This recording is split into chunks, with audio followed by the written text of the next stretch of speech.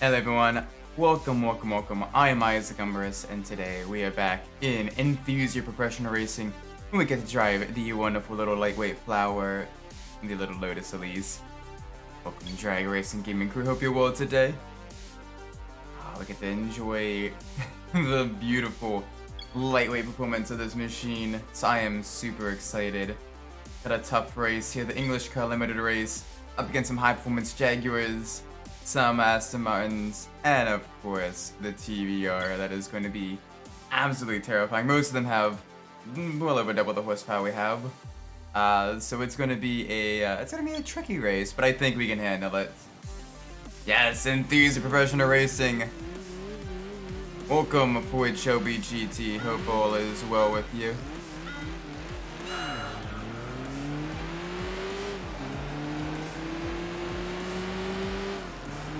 There we go, easy through the first turn.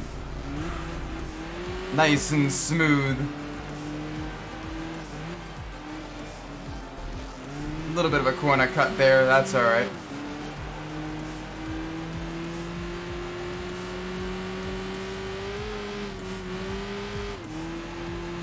Random question, what is the fastest race I've been to? That depends on what you classify as fastest. But in terms of like highest top speed, there was a pro street drag race at Cecil, where I think the cars are reaching around like 250-ish miles an hour, something like that. In terms of like fastest in terms of lap time, that'll probably be the most recent IMSA race I went to at Watkins Glen, as the GTPs are full-on, race-bred prototype racing cars, high downforce, very quick cornering speeds. They were doing a lap of Watkins Glen in around a little over a minute and 30, and I'm talking like the full course, not the NASCAR course where it cuts out the boot. No, the full course. They were running around minute 30, minute 33, somewhere in that range. And those things were really quick. They were rapid, both in a straight line and around the turns. Very high downforce, decent amount of power. On the straightaways, the back straight, they're reaching around, I believe, 180, 185, which for a closed cockpit race car on a road course is pretty impressive, especially because the back straight at Watkins Glen is not particularly long. They regularly reach up to over 200 miles an hour, or right around 200 miles an hour at Daytona as well. So the GTPs are also very quick.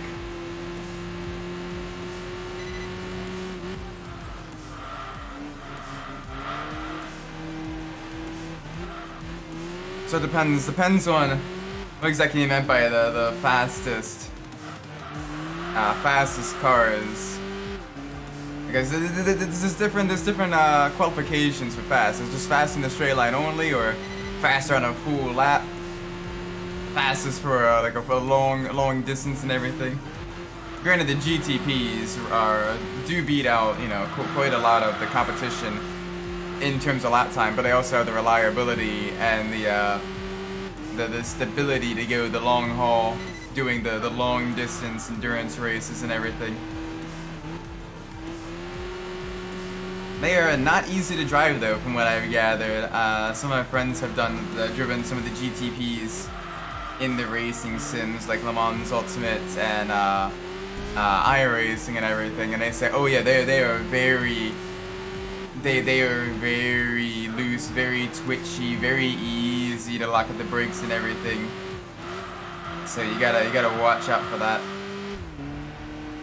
I'm surprised we're doing this well.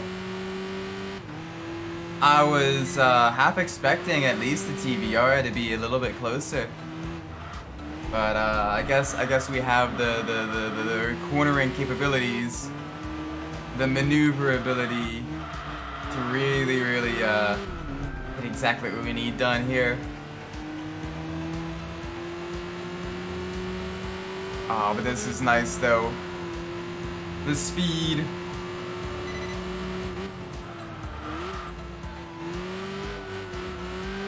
It's got a decent acceleration. That's the benefit of having such a lightweight machine as well. It improves braking, it improves cornering, it improves acceleration.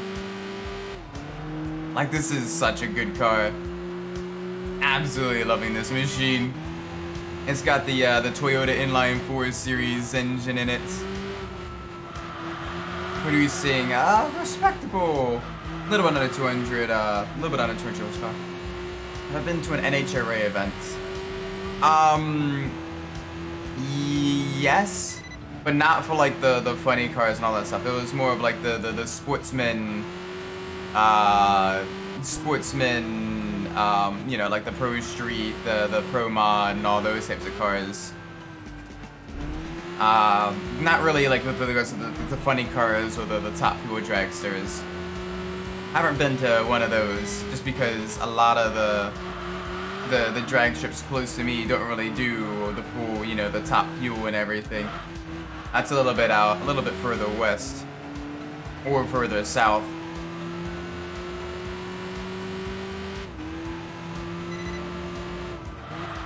I will say though, the methanol fumes from the the methanol fumes from that. Oh my gosh, they make your eyes water so much. Like, you don't realize that until like you get up close in like the paddock area and everything, and you get a whiff of that, and you're like, oh man, I'm going blind. Funny cars, the top fuel, wow, crazy. Yeah, the top fuel and the funny cars. I've seen them on the TV and everything. They're running like, you know, 3, 4, sometimes a little bit 5 seconds on the quarter mile, and they are rapid. But I have not been to one of those events in person. I've heard they're also just really, really loud too.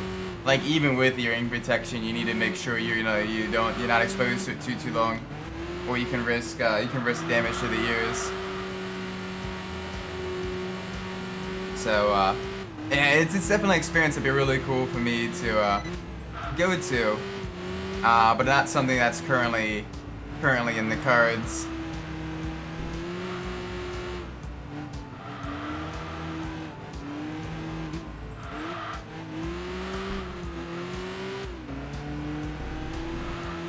Alright, final couple of corners. 1,000 foot? It might be 1,000 foot. It may be 1,000 foot.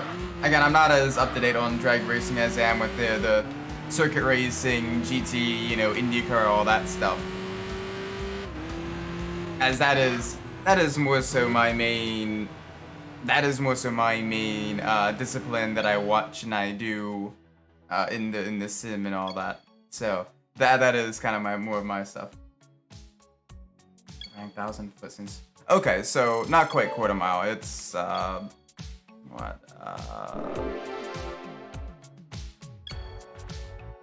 It's you know, okay. So just under quarter mile. You got 1 kilometer runs then, 1,000 foot runs. So that's, what would that be then? 1,000 foot. So like 350 meters. Okay. 330 meters or something like that, yeah. And you can tell it's been a long day. It's been a long day for me. my maths are not mathing. Ooh, okay, we're up against the TBR for the RS event at Tsukuba. This is where the lightweight cars, the lightweight GT cars are really gonna do well. So I'm excited. Let's see how well we can. We're gonna be starting in the front of the grid, even ahead of the Camaro, which is surprising. Yeah, that methanol stuff was my grip up. Yeah, like methanol. Oh my gosh, it is a vicious. It is like an assault on your senses. And then also, depending on at least I know with IndyCar, they use just a little bit of splash of regular fuel as well, in order to have color if it catches fire. I'm not sure with the other methanol racing vehicles, but methanol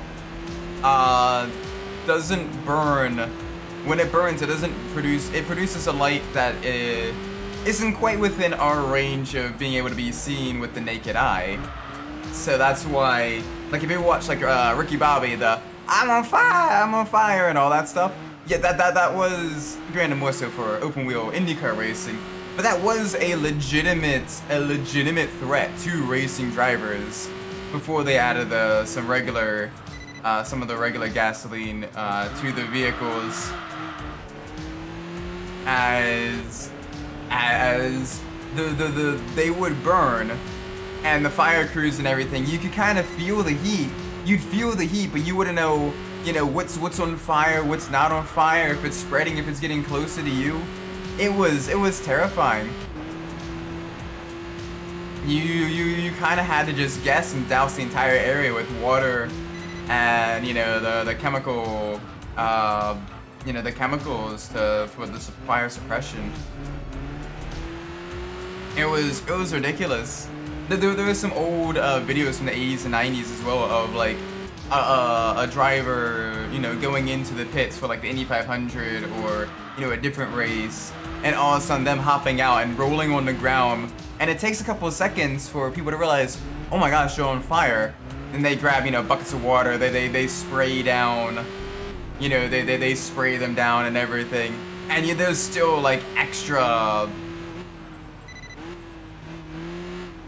There's still like extra cautious and all that stuff.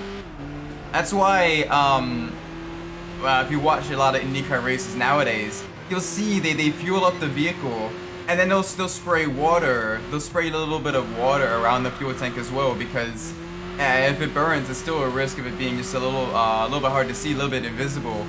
With the cars being carbon monocoque, that stuff burns real quickly if you're not careful.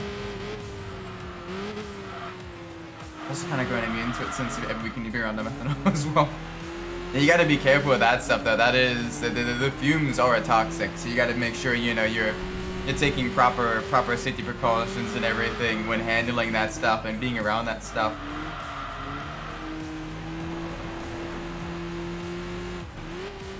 Methanol is basically ethanol's spicier, more dangerous cousin. It is very, very spicy.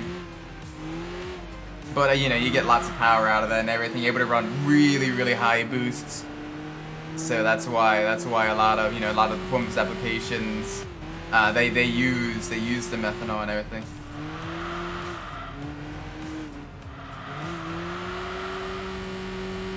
Yeah, it's faster. Yeah, like it's good for the performance applications, but you gotta be careful with the with the dangers involved with that stuff.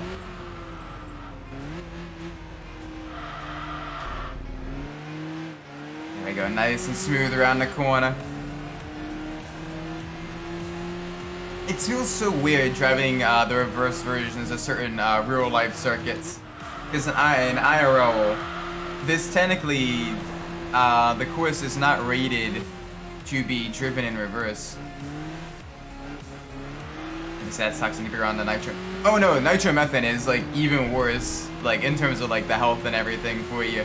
You get even more power and everything, but you gotta be like extra careful, because that stuff, the nitromethane, if I remember correctly, that stuff is caustic.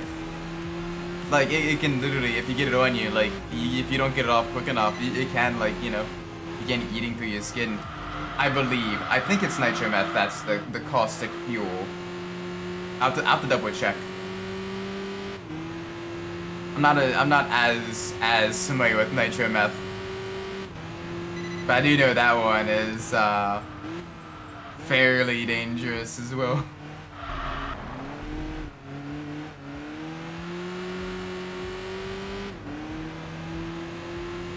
I think for the most exotic fuel I've had to like directly work with for fuel systems is ethanol. Full on like ethanol conversion for a high performance application. And even then, you gotta be a little bit careful with that one, because more so just you run the risk of damaging the vehicle. Yeah, they're saying nitro's not your friend. Yeah, no, that stuff is dangerous. When you have the crew members and everything carrying it around, and they got like the full body protection and like multiple layers of fire protection and all of that, you know that you don't mess with nitro.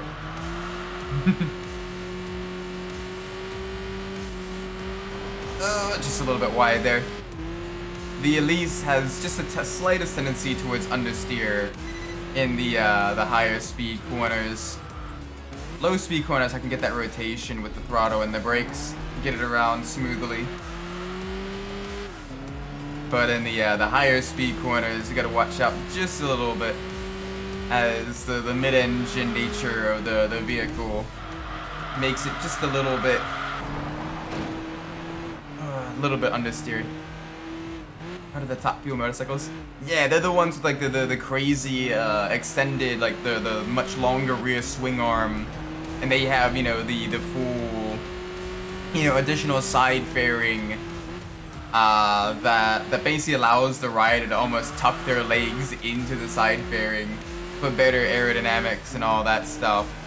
And they even have like the full wheelie bar. Motorcycles basically useless for anything outside of going in a straight line. And those I imagine go really quick as well, because they're just going to be, you know, super lightweight, really low rolling resistance, fairly small frontal area, so you're not going to have a lot of aerodynamic drag. Like, it is, you know, you're probably looking at very, very, very high top speeds. Oh no, I've heard of MotoGP. But those aren't exactly top fuel motorcycles. Those are different. Those are basically, that is Grand Prix motorcycle racing. And then you have essentially the American national level motorcycle Grand Prix racing with the AMA Moto America Championship. And that race is a lot, especially in the east and west coasts. Like the closest race. I was just confused. Did you just say motorcycles? Well, yeah, you asked about top fuel motorcycles. I have seen on the TV, you know, the top fuel motorcycles and everything. I've watched a few of those races. But again, I'm also watching things like, you know, the MotoGP, the Moto America, and all that stuff, because it's more the circuit racing, you know, going through the corners. You have, you know, a little bit of the potential for pit strategy if it's a mixed condition race. And it is so cool seeing the tracks as well.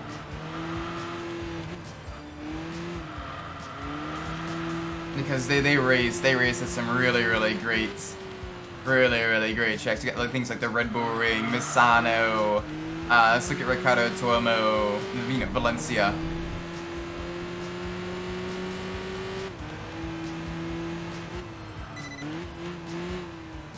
That's what the nitro's not your friend thinking. So if you don't flush the motor, it'll explode when you say, oh gosh. Yeah, like I said, super dangerous. That's why I personally would not want to mess with that stuff at all. Wishing GTA the Umbras motorcycles exist. Yeah, that would be so cool, especially like some of the older BMW motorcycles. That would be really awesome. Get some historic bikes in the game. That would be nice, because you don't really see a whole lot. And you see it occasionally, more so in the national level of motorsports, BMWs in Grand Prix motorcycle racing. But like in the bigger like international level racing, not as much. But it'd be cool to get some BMW bikes in a GTA game.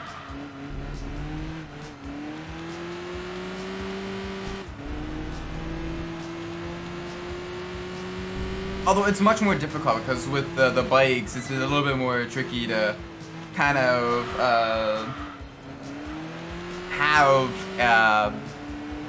have them without them being, you know, very close, very similar to each other. You know, you have multiple different kind of Grand Prix bikes, but they all kind of have the same silhouette, the same shape and everything.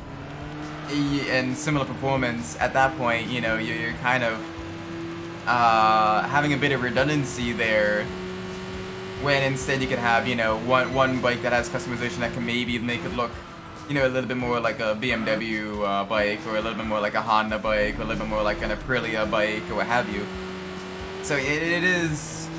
I understand why they don't have any of the BMW motorcycles in GTA currently, but yeah.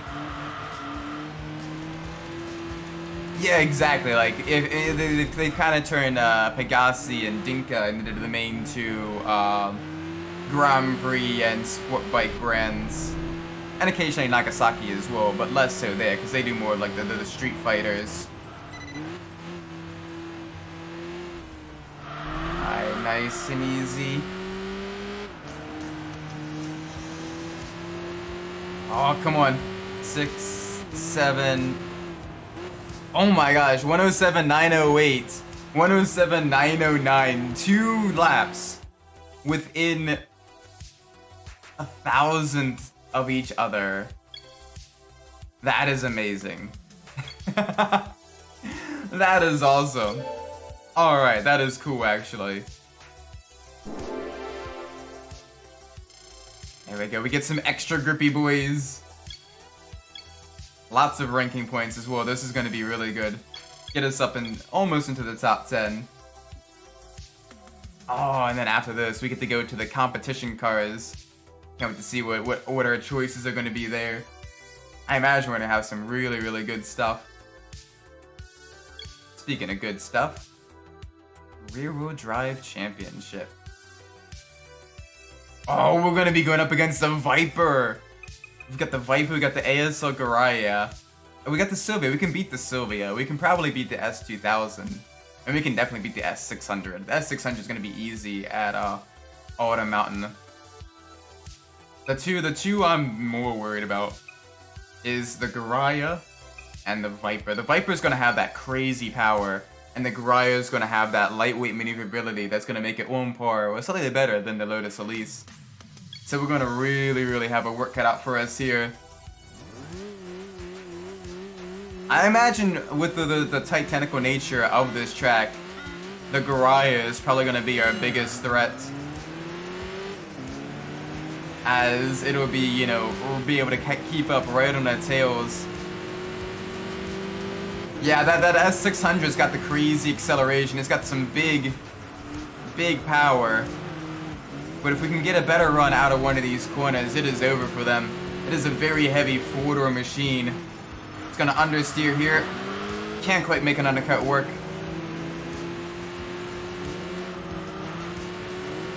There we go, managed to hold it outside. And we can break deeper than they can.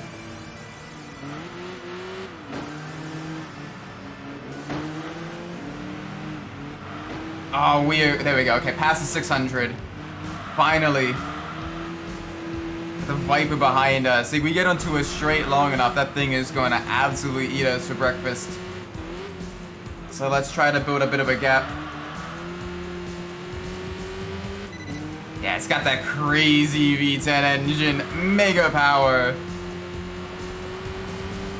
V10 versus inline 4. Pure power versus balance and handling. Alright, we can get a better run out of this corner. Oh, that was a wall tap? That's some bull. That is some bull. I was hoping for there to be a bit of a cleaner lap. Alright. Just after the 50-meter board. The Elise can brake super late.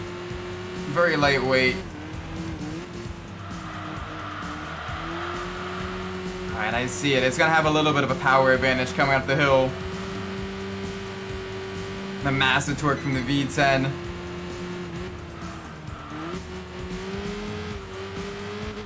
Oh, they ran wide. They ran wide. That's good. We can keep this up. Get the Garaya just behind as well, challenging for second place. If they can fight, if they can keep each other busy while fighting, we might be able to have a chance at a first place victory. I think we can do it. Yeah, Viper. Oh, Viper lost a lot of time through the technical section.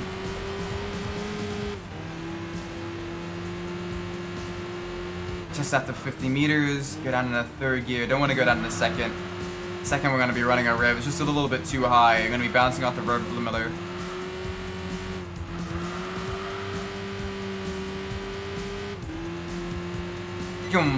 Alright, sub 120. That's good stuff.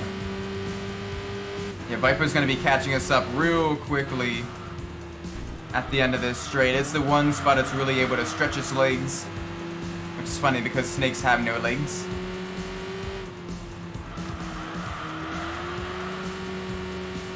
Oh, the Garaya is giving a good challenge as well. One slip up from the snake and that is all over.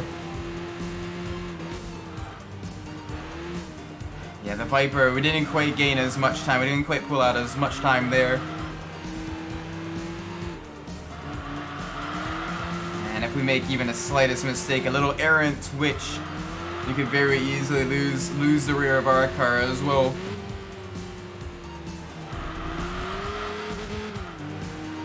Alright, come on Isaac, big push, big push. There we go, okay, another second of leeway. That's good. Just gotta keep building that gap. And stop hitting the walls. Oh, that Garaya is going to have a difficult time passing as well. As well, it may be faster in the corners. That Viper is going to be absolutely pounding it in the straights.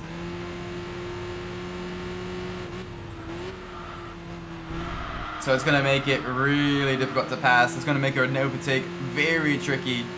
Going to have to go for a real deep lunge. But the Viper's got some solid brakes as well. It needs to for a car of that amount of power.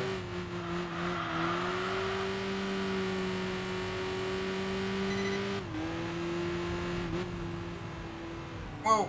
Okay, little bit of a twitch there. Little bit of a twitch there on the braking. That set us off line just a tad. Alright, back to the right. Down in a second gear, a little bit of throttle to stabilize the car out of the corner. I don't think this lap is as good as the previous one. Yeah, we haven't quite pulled out as much of a gap. But we don't necessarily need to right now. We can kind of take it a little bit easy. Really work on making sure we don't make any mistakes. It's still a solid lap though, 19.3.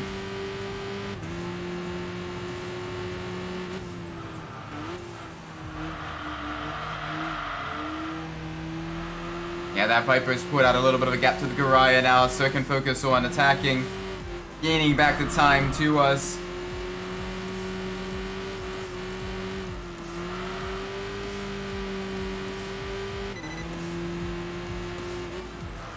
Oh, come on.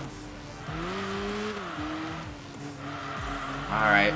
Almost a 6 seconds of gap.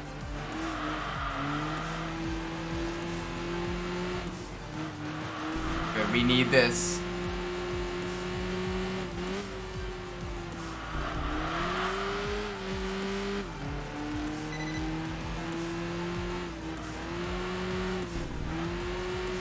It's funny, first and third mid-engine cars, both powered by Japanese engines. The Elise, powered by a Toyota engine. The ASL Garaya, powered by a Nissan Inline 4. So, this is... You can almost think of them as distant relatives of each other. Very similar vehicles, very similar performance. They wear their inspiration on their sleeve. There we go, up to 7 seconds. Yeah, unless we make a major mistake, I don't think the Viper can catch that up.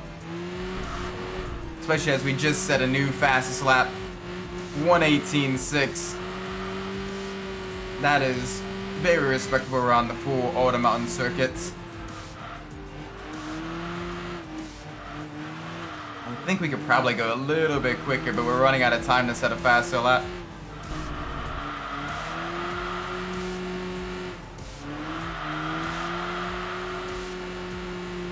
Also, we are probably absolutely destroying the tires here.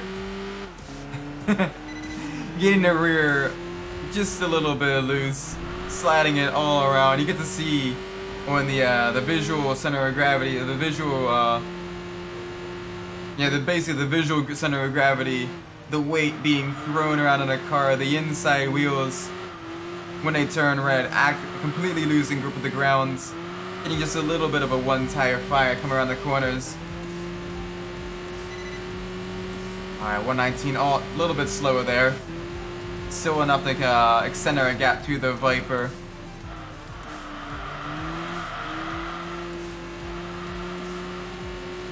Alright, come on.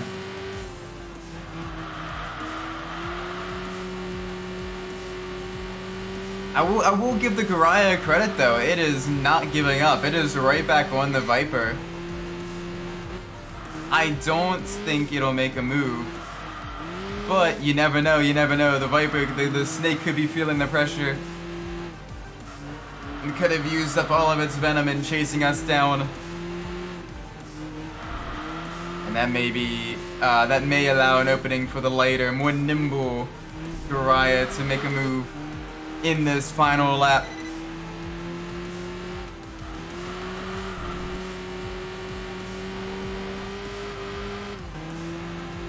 There we go.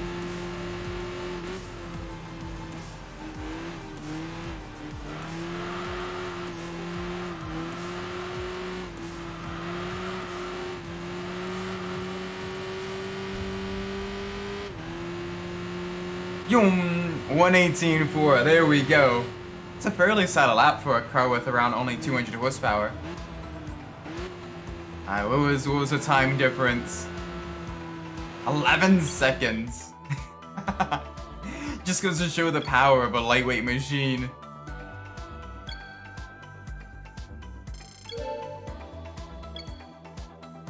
Alright, the final upgrade. There we go. Beautiful little Elise. Absolutely decimating the competition. This car has done as well. Alright. Time for the competition car. Let's see what it is. Let's see what our options are first. We have everything from the Opel Astra V8 Coupe, the DTM car. Beautiful. 4-liter V8, low 500 horsepower. The Mercedes, we have the McLaren F1 GTR. The V12 there. We got the Toyota GT1, 3.6-liter V8, I believe, twin turbocharged engine. The 787B, 4-rotor rotary, and then the R8. So basically, we have 3 prototypes. A high-end GT racer, and a touring car. So this is very solid. Some very solid options. Let's pull up the random number generator. We have 5 options here. Let's see. 4. Alright. So that is the 787B. Oh yeah. Yeah.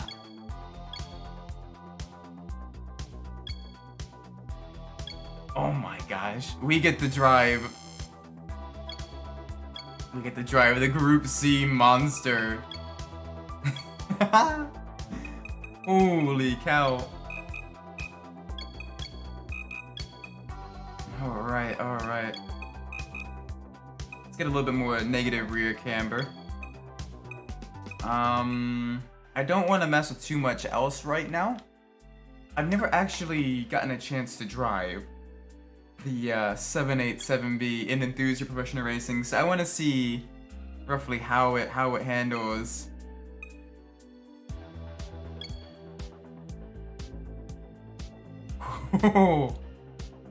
Yeah, this is one of the fastest cars in the game then. We have the Toyota GT1, we got the 2 different Audi R8s. We got the R390. Oh man. This is gonna be interesting. This is gonna be interesting. The last of the Group B winners in 1991. The first Japanese car to win overall at the 24 Hours of Le Mans. Oh my gosh.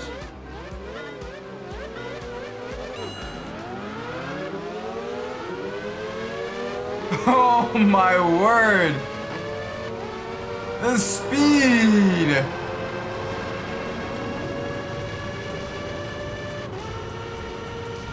Holy cow, we're not even doing the full lap. And we're over 180 miles an hour. Oh, it sounds evil too.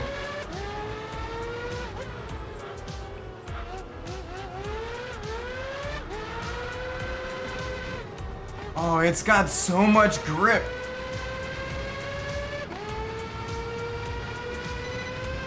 Whoa! Okay, it does not like going over that bump though. It got very, very twitchy going over that bump. I do not dare put it in first gear. I do. Oh! Fuck.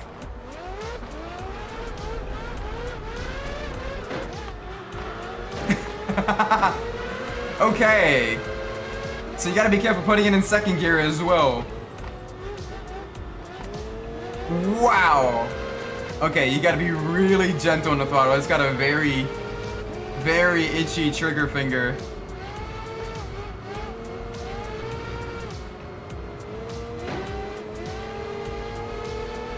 Alright, let's get back up ahead of the Audi. Wasn't quite able to go up the inside here.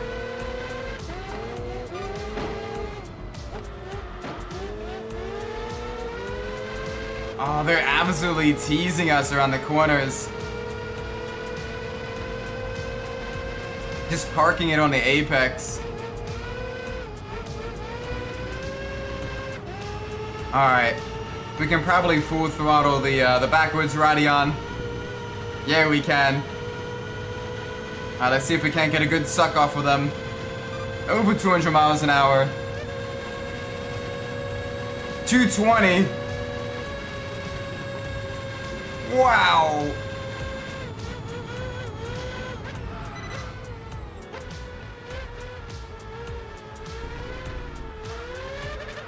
Alright, we gotta be real gentle though on the throttle. Especially out of the low speed corners. This thing is an absolute monster.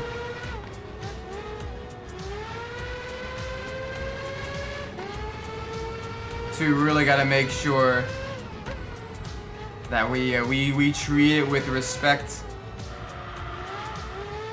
You know, it's crazy to think that this car is it's over 30 years old at this point. And it's still got performance numbers. It's still got, you know, the Group C cars have performance numbers, and it was setting lap times that were absolutely mind-boggling. The 80s was such a crazy time for motorsport. Between F1, Group B, Group C, even the NASCAR cars were, you know, breaking records before they added in the restrictor plates. You know, running at, you know, what, 212 miles an hour? It's either 212 or 222 miles an hour at Talladega. It was Bill Elliott that set that record.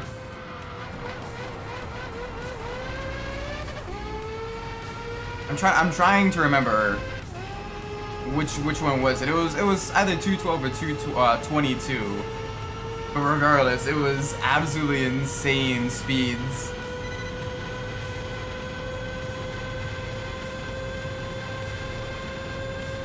Like the 80s had so many good moments in motorsports.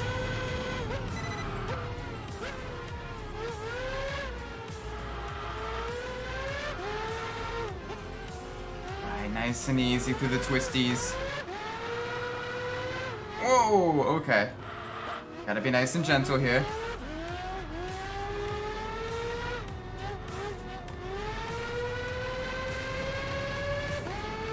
Nice, there we go, much better, much better. We're slowly coming to terms with the speed of this absolute beast.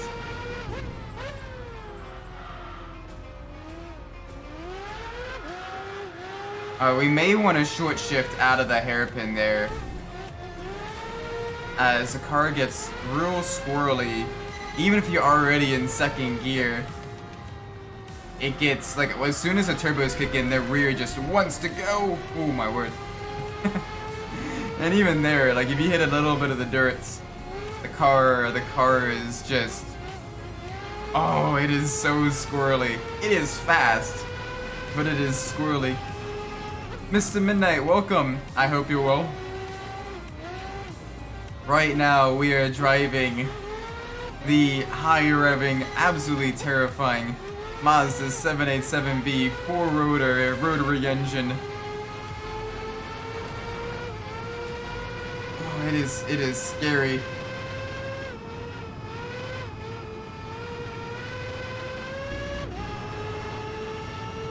Trying to keep it off the walls, out of the dirts, and facing the right way. It reaches 200 on the main straight. And then some. It is a terrifying machine. But how have you been, Mr. Minute? How's the Orlando been treating you? Oh yeah, we definitely need to get a little bit more points than that. Just a little bit. Went to the Epcot today. Oh, nice. Did you do Test Track? Did you do Test Track is one of my favorites. Also, did you do the what is it, Mission Space? That one is really cool too. I got an option to race at Tsukuba. Racing a Group C. Bruh. That is so disappointing. That is so disappointing. Test Track's one of my favorites. Hopefully, at least with Epcot, hopefully at least got to do get some good food. Epcot has some of the better restaurants in my opinion. Guardians of the Galaxy. Ooh, nice.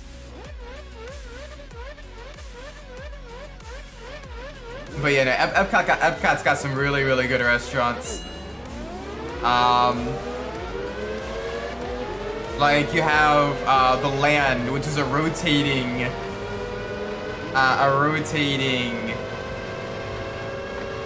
restaurant that also has a bunch of hydroponics and all that stuff. So a lot of the food is literally grown there, which is super cool. And then, you know, the meats, all of that is really good. The Mexican restaurant in Mexico is also really nice. Although very frequently busy.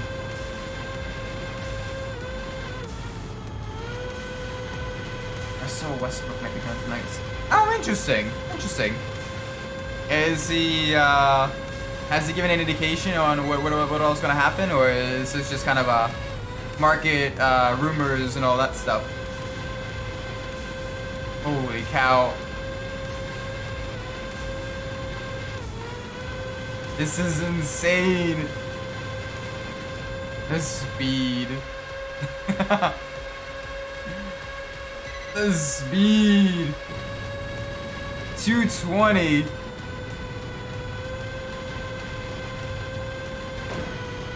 Okay, it goes a little bit less fast if you touch the wall. So don't do that.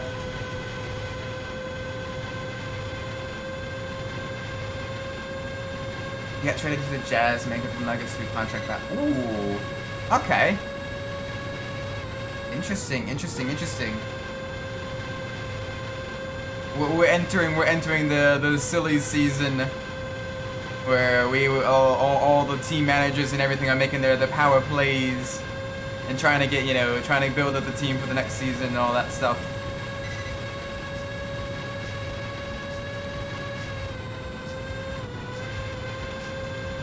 Oh my word, this thing is so quick. It is a terrifying beast. Primus' beast. How is he nowadays?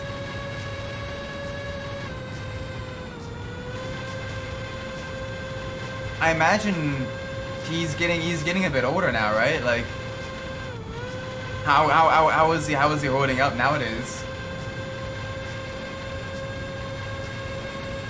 Oh, going through the tunnel though, it sounds amazing.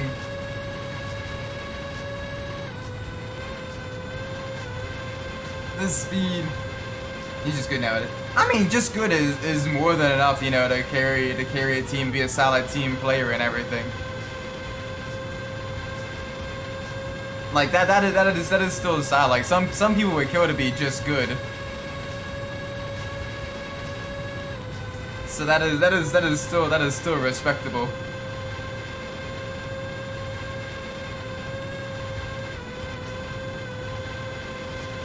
Oh wow. He's getting all these.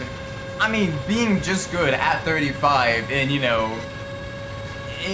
any sport, when mostly it's you kind of run by the young bucks now, the 20-something-year-olds. Like that's still very solid, being able to still play, being able to still get paid, being able to still fight for getting extra points, helping your team get those key victories and everything. Even if you aren't the star player anymore, you have that experience and knowledge. The instinct of what works and what doesn't and everything. It's good to have one or two older people on a team, where even if they aren't necessarily in their physical prime, now they are in their mental, they have the mental capabilities. Oh, that was a touch. That was a little tippy tap of the wall.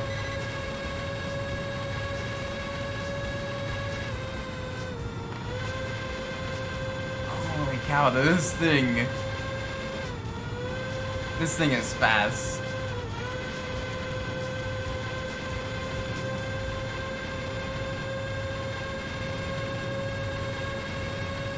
Holy moly. Just casually cruising at over 200 miles an hour in this orange and green rocket.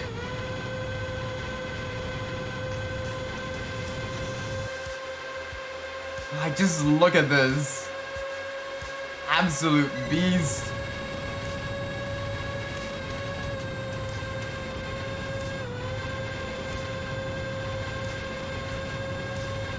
I've seen they want a getaway game? What's a getaway game? Like an away game, away from home game? I'm not quite following. I apologize. Oh, come on. Final couple of corners. Let's see how far ahead we can finish. I just wanted to see what it's like at the high speeds. And oh my word, this thing is a powerhouse. Absolute powerhouse.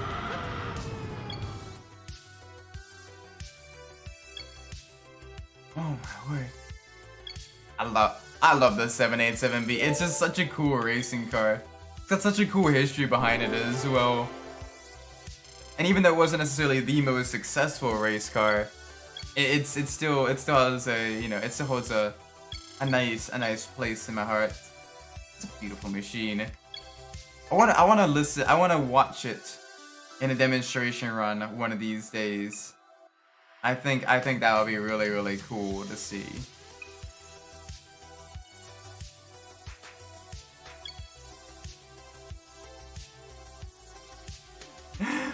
Oh. Hey guys, do you want to see Group C machines try to take on the Nordschleifer? Do you want to see Group C machines try to take on the Nordschleifer? Oh my gosh, this is the reason why the Nordschleifer and the full 24-hour course is limited to GT3 cars nowadays. You will see just how terrifying it is.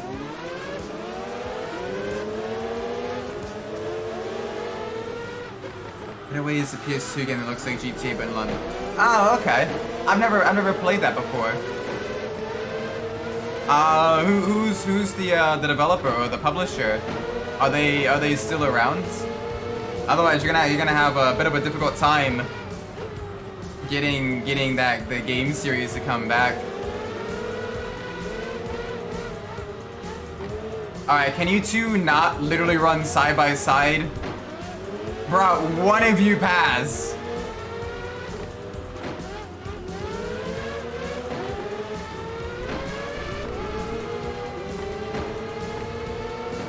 There we go. A little bit of bump drafting never hurt anyone.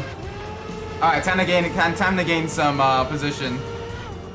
Time to make up some lost time.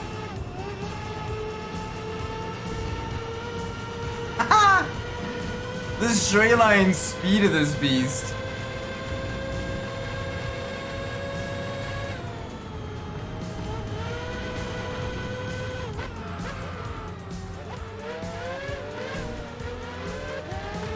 Okay, we need to short shift this a little bit. All right, side by side through the foxhole. All right, there's a McLaren F1. They stand no chance.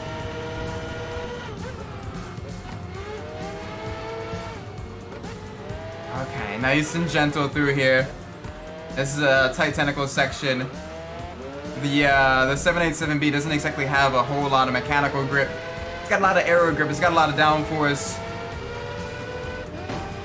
And it's got a lot of straight line speed, but it does not have a whole lot of capabilities in the slow speed corners. So we gotta be just a little bit gentle with it, especially over the bumps.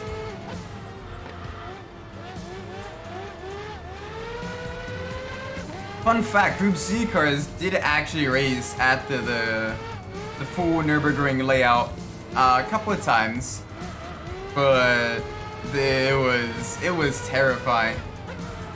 That's why also until the 919 Evo from Porsche, the previous record around the full course was from a different Porsche, the Porsche Group C car, the 963, I believe, is that car's 9-number code, which is absolutely mental. That record stood for so long. Again, basically 30 years. Just because it just wasn't safe to take cars that fast around the Nordschleife. And Porsche had to pull quite a few strings to even get their 919 Evo onto the track. And I imagine that's gonna hold the record for a fairly long time, unless Volkswagen takes the IDR their Pikes Peak monster.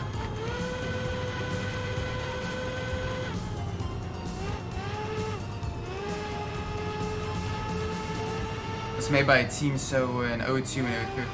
Are they even still around? Because that's the big thing, is even though companies may not still be around, they kind of still have some level of like the licensing rights and everything. You might be able to get away with making a spiritual successor and calling it something else. Like for example, like Night Riders or Night Runners is a game that's kind of basically a spiritual successor to the Tokyo Extreme Racer games, but you can't really call it Tokyo Extreme Racer. Instead of that name is still held by Dinky.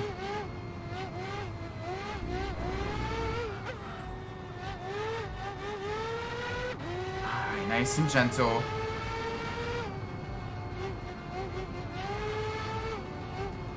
Holy moly, this is why you don't race Group C's at the Nordschleife.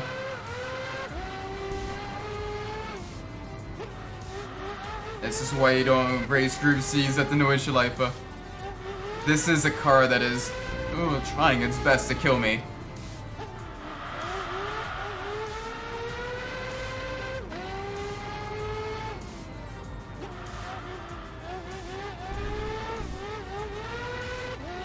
Holy moly, we're losing a lot of time as well because the AI, as silly as they are, they handle the Nürburgring really, really well, regardless of what car you put them in.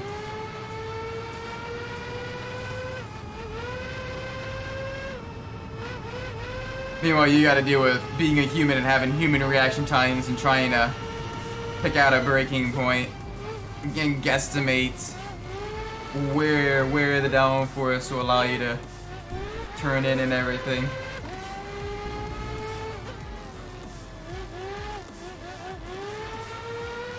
The NFL is making games exclusive to streaming services. Oh no! I mean, on one hand, streaming is the future, but on the other hand, you know, that means it's just one more streaming service for you to have to pay a monthly subscription to. Like, at this point, it's costing almost as much, if not more than cable. Like, the whole point of streaming services is to kind of get away from cable. But now with all the ads and, you know, all the different streaming services that you need to have and everything, if you want to watch certain shows and everything, it's basically cable again. We've gone all right back to cable. Which means we'll be probably going right back to sailing the 7 seas if it's really gonna be that anti-consumer.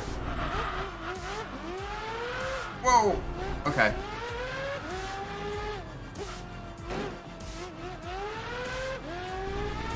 Last season they made the Chiefs vs. Dolphins playing game as streaming exclusive. Yeah, at the very least, playoff. I mean, all games should be like off limits for streaming exclusive. Like that is some absolute bull. Like, come on. How do you continue to cultivate and have the next generation of fans when you price them out of being able to watch it? They would have amazing PS2, but the bad thing this game is... Oh, it didn't even have a HUD? Oh gosh, that's dreadful. That's one of those things where you need to have like acceptable breaks of reality. Otherwise, like the gameplay itself, you know, suffers.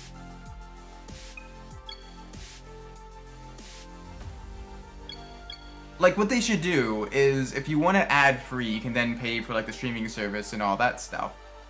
But if you don't want that, then you should totally be able to watch it on local and national TV. Like, to have it exclusive to streaming is such BS.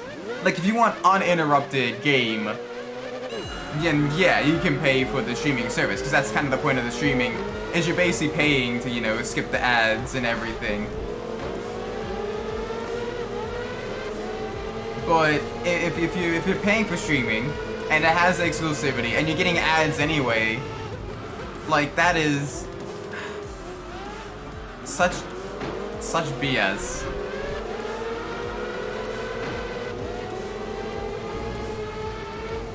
Gosh, everything's got to be a live service nowadays too.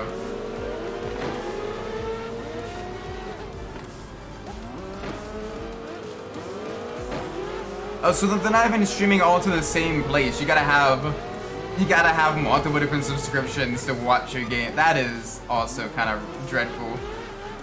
Like, yeah, I pay for, you know, the F1 streaming. That's one, because I'm a diehard F1 fan. And two, I don't want to get up at like 3 in the morning to watch an F1 race. So I'll pay the extra fee to watch it ad-free on my own time, when I want to, and have it uninterrupted and everything. And plus it's only like 20 bucks a month, which, you know, for being able to watch, you know, the F1 races, the F2 and the F3, all the support series races and all that, like, that's more than my money's worth, I think. I more than get my money's worth.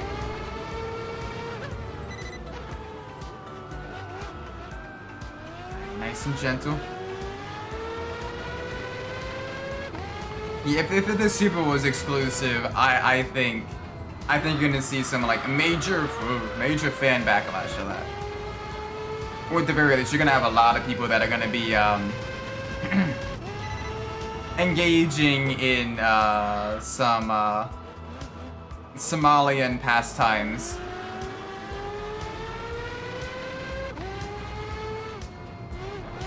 They be chasing the doubloons.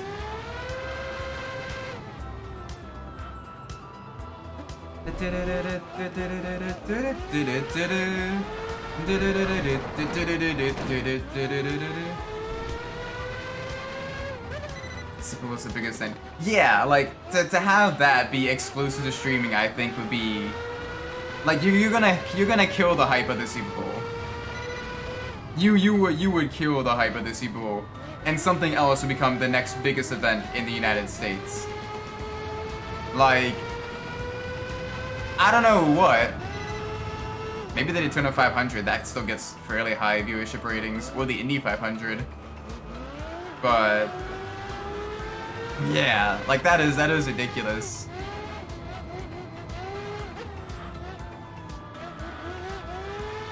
Yo, welcome Adachi, hope you're well. Right now we are trying to tiptoe a Group C monster, the 787B, around a circuit that is much too small for a 787B.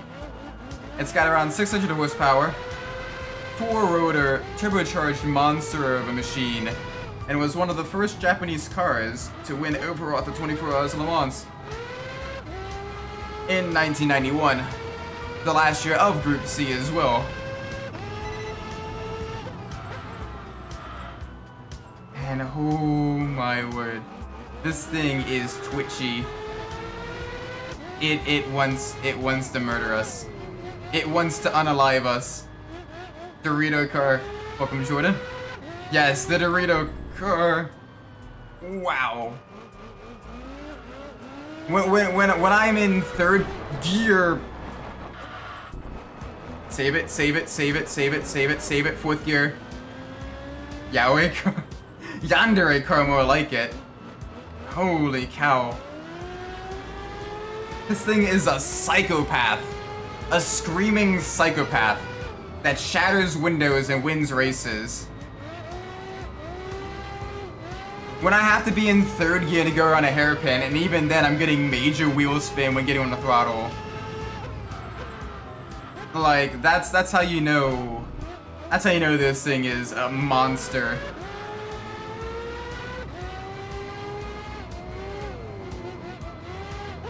And outside of the streaming, they have the new rules to make the game worse, like the hip drop tackle ban?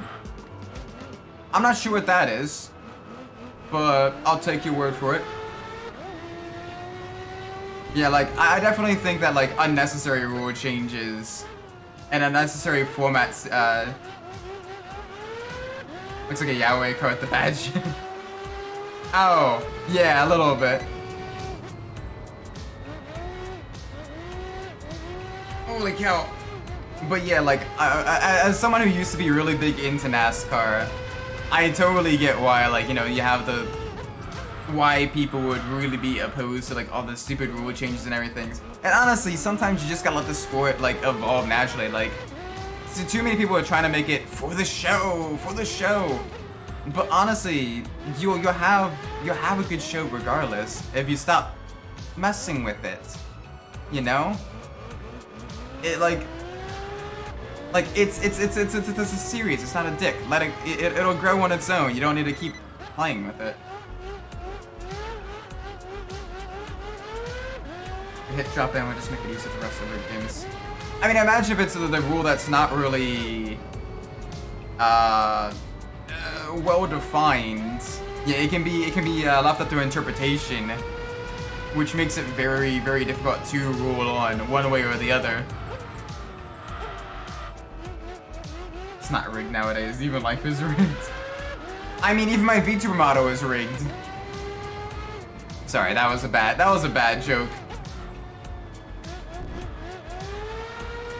That was a bad joke.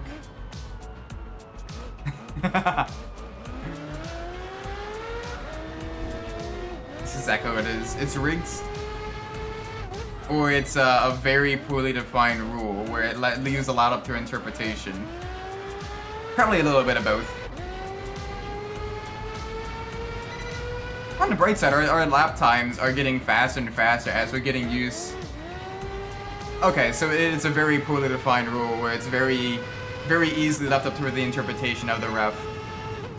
And so then you have a lot more of like the personal biases at play.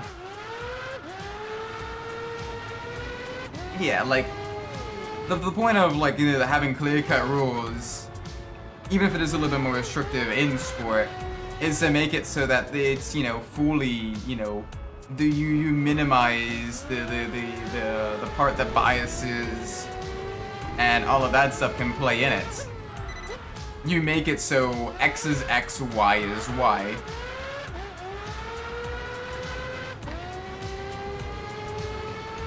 Played the place for the Chiefs last season. I don't know enough about all the matchups and everything. So I don't have enough knowledge to comment on that. Wish Real Life is not rigged, I'm not gonna lie. Wish Real Life. You and me both, man. You and me both. When you when you do work on a hospital bed and then you get laid off a couple months later, it hurts a little bit. But you just still gotta push forward. You gotta put your best foot forward as much as you can, and smile in spite of all the bullshit. And it is bullshit. I'm not even gonna deny it. It is. But you still gotta do everything in your power to make it to try to overcome the bullshit. Chiefs of the team that had the most scoring calls, but the one Super Bowl that didn't get one. I mean, could be anything from luck of the draw to the team finally buckling down to biases in our refs to all that stuff. Why not reload life? Yes. Can you imagine if you had save states like a video game? Damn, I flubbed that interview. Save state. Save to an hour before, and so you have enough time to like research all the questions they're gonna throw at you and everything. Gosh, that'd be nice, wouldn't it be? But it doesn't work that way. So you just gotta keep trying to do the best you can. Taylor Swift needs Taylor Swift needs to be banned from all sports. I mean, someone's got to pay the pilot of her private jet to go from one side of the town to the other.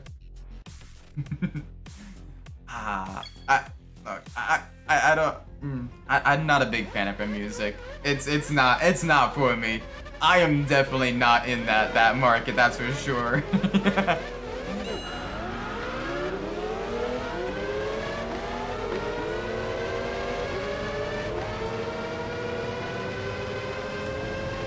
I am more of a hard rock, punk rock, metal type of guy. So, yeah, her stuff is a little bit, outside of the scope of music I typically listen to.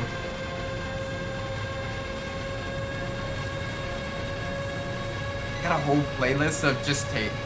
Jeez, they're really trying to get Swifties into watching men give each other brain damage.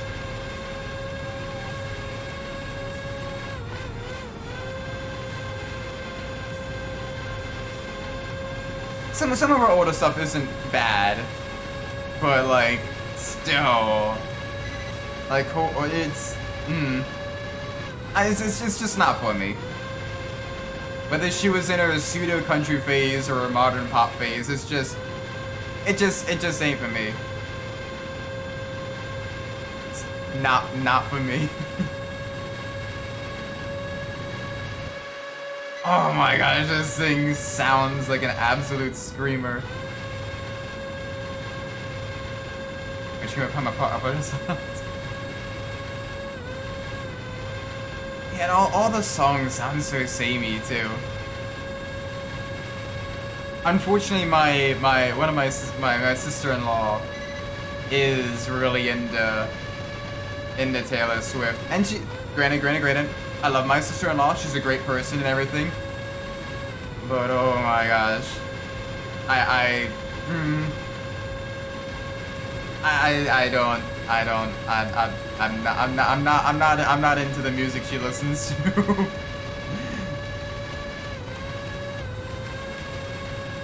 Like, no, I will happily drive myself, thank you. I get to listen to my own playlist. Or sometimes I like to drive without like any music at all, and you just kind of like listen to the machine speak to you, you know? You hear what it's saying.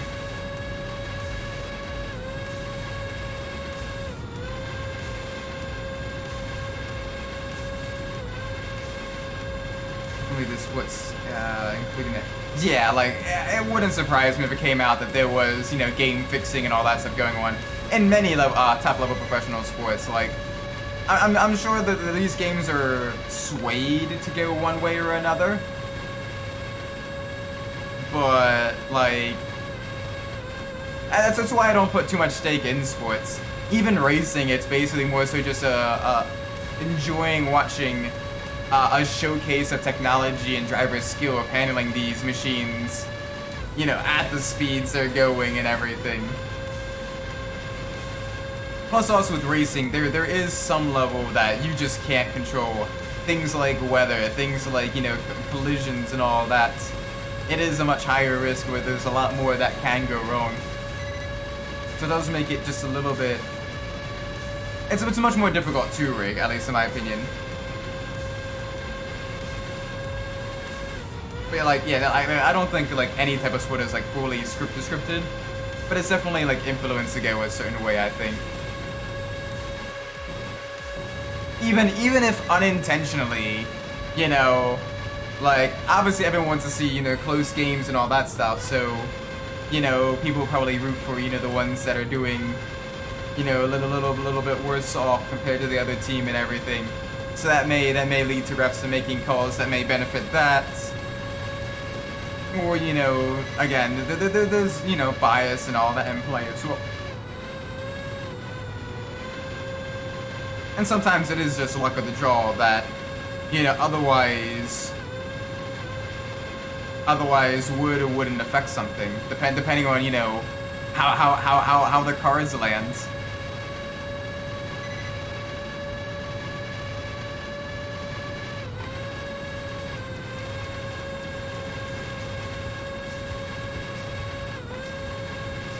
Oh my gosh, we're gonna actually... No, okay, we don't have quite enough time. But we may actually catch up enough to see the back of the pack. A 787B is literally that fast in a straight line that even other LMP cars can't match it. Like, at all. The 787B is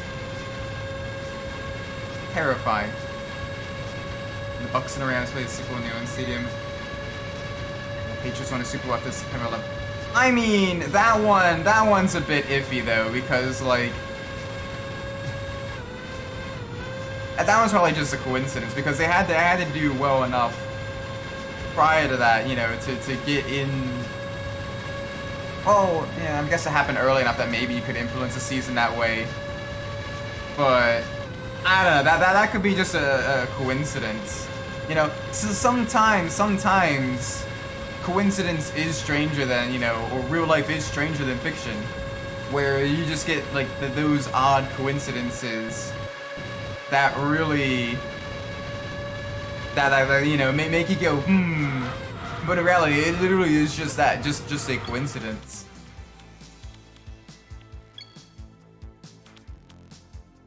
So it's always, unless you have like concrete proof, it's you never know.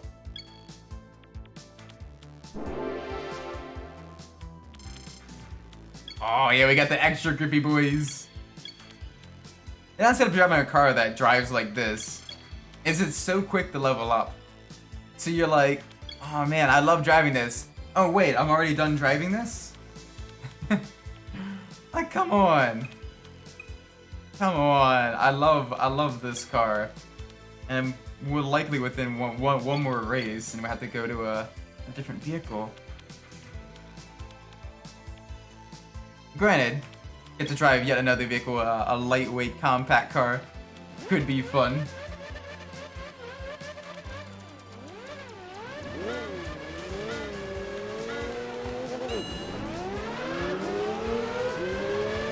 There we go.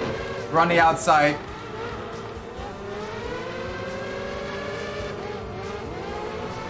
Oh gosh, okay. Past the R390. Brake at the barriers. Alright, we're gonna brake maybe just a little bit before the barriers. Switch at the third. Alright, let's pull ahead.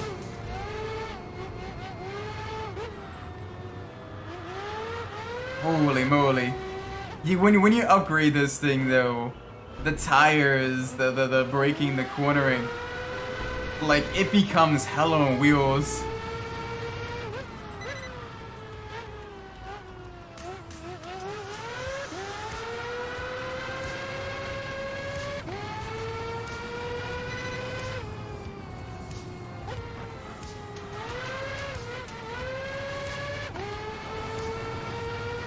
Oh man.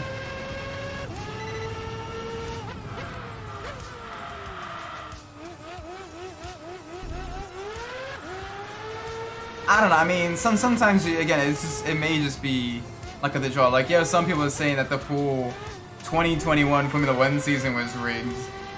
When in reality, like, so many things happened there that it was just two drivers at the top of the game, trading blows with each other, and just keeping each other on their toes. Gosh, the 2021 season was so good.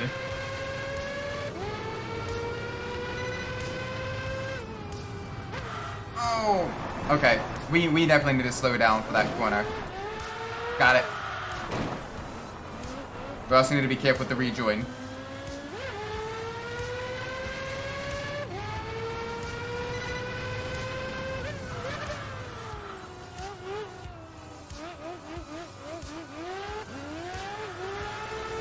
Because holy moly, this car is twitchy. It does not lose that twitchy characteristic of itself, even when you get it close to fully upgraded. It gets even quicker, but the twitchiness is still there. The machine craves blood.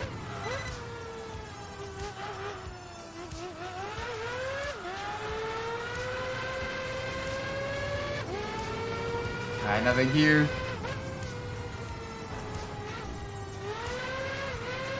Alright, so we could probably take it in 4th gear, honestly, that corner.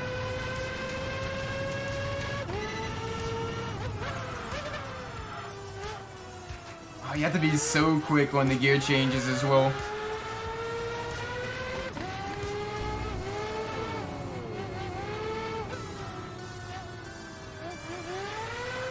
Because when you're downshifting into that hairpin, you're going from basically near top speed down into the 2nd gear, and you want to use as much engine braking as possible. Thankfully, this car's only got a 5-speed transmission, so you don't have to go through some of the crazy gears of, like, you know, some of the 7 or 8-speed cars. In, like, for example, like an F1 car, where it's boom, boom, boom, boom, boom, going down the gears into, you know, a 1st or 2nd gear.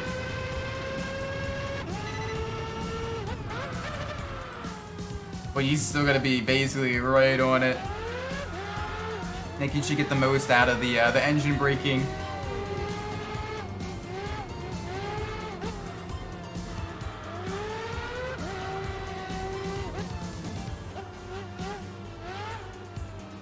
Long the football season starts. Oh, don't remind me. Oh man, it's I can't believe summer is already almost over, or at least halfway over. Like that is terrifying. That is a terrifying thought. That is 100% a terrifying thought.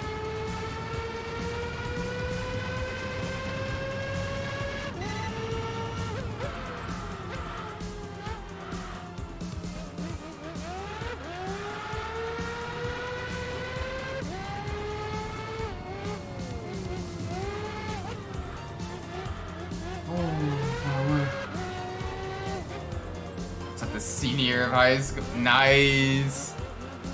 Best of luck, man. Yeah, do you have the rough idea what kind of college or trade school or whatever you're planning on getting into? What kind of majors you want to do? Should be getting pretty close to deciding, I imagine, with only one year left. This is when you do all the applications and everything, trying to get trying to get all the scholarships and all of that, the academic and athletic scholarships if you have any of that. It's a stressful time, but it's also a really fun time. Don't forget to enjoy it as well, and enjoy the last of the high school classes and everything, seeing some of your friends and all of that. I'm gonna do the community college for a couple years. Perfectly understandable, perfectly respectable. Always want to save that money and everything. Get a lot of your general studies out of the way as well. Honestly, if you can, see if you can apply for some AP classes, as that'll also help you get some of those college credits earlier for cheaper. Like I did AP US History as well as AP Chemistry, and that helped me get a few extra credits, early on in college.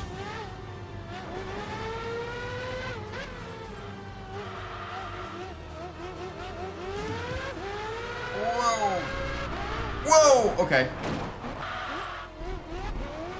Third, fourth. There we go. Holy moly.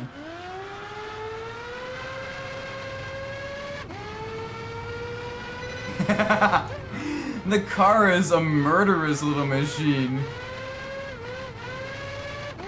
I've loved driving this thing, but it is terrifying.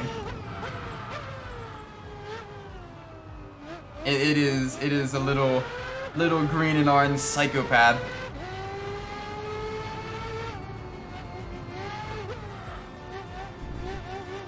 Oh boy. Okay.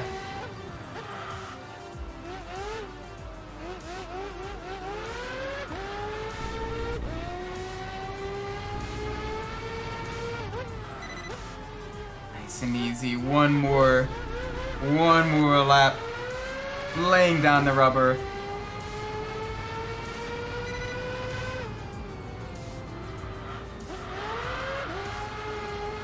There we go. Get a little bit of a slide going through that corner.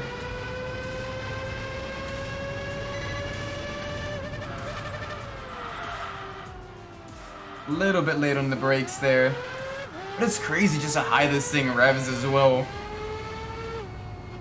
It's got a crazy high rev line. I think it's around like 11,000 RPMs.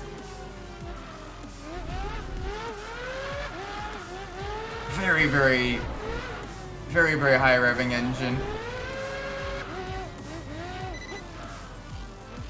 I go to the resort arcade. Oh, nice.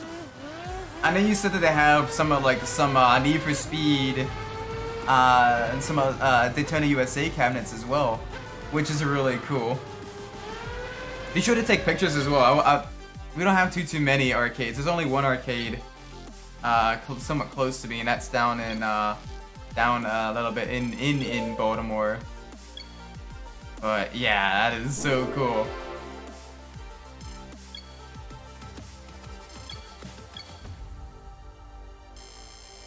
Nice. Okay. Our ranking has been maintained. That is good. Let's change our vehicle. Now back to the compacts. The little tiny bean cars. Oh my gosh, we're gonna get really reset the power. Alright, we only got 4 choices here. We got the Demio, otherwise known as the Mazda 2 in the States. We got the Citroen Saxo. We got the Mitsubishi Colt. And we got the Honda Civic RS. So only 2 of these cars have over 100 horsepower. Honestly, the Saxo is probably the better option, as that one is the same vehicle as the the Peugeot 106, which is somewhere.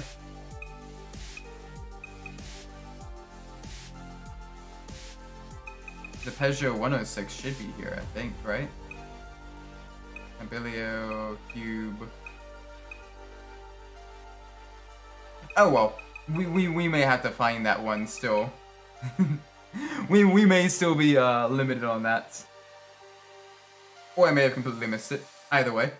Let's get the random number generator back up. The display capture up. And we have 4 choices. If it's 1, it's a Demio. If it's 4, it's a Civic. It is 2. Which is the Citroen Saxo.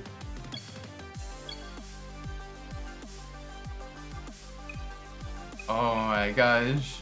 This car is used a lot in a lot of grassroots rally racing. So we should do well in this thing, especially if we do any off-road racing. It is, you know, it's got a little bit of motorsport, a granted grassroots motorsport pedigree. It's a little sporty hot hatch. So let's do a little bit of a setup here. Get this thing all nice. All nice and ready for us. There we go. Get a little bit more towards acceleration. And let's lock the front diff just a little bit. That way we can better pull ourselves out of the slides that we set ourselves up for these corners. Ooh boy. I got a front wheel drive championship. Don't quite have the capabilities to win that one. So let's see what we have here. Got a front wheel drive race in Victoria Road.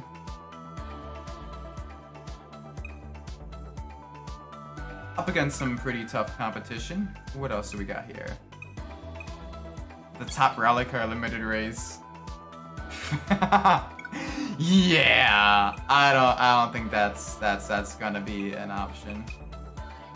We also have the Nürburgring Challenge. I can guess my 10 least favorite NFL teams. I know you've mentioned you don't like the Chiefs and the Seahawks. Those two. I imagine a lot of other West Coast teams probably not a big fan of those either. So probably the Chargers is on that that list.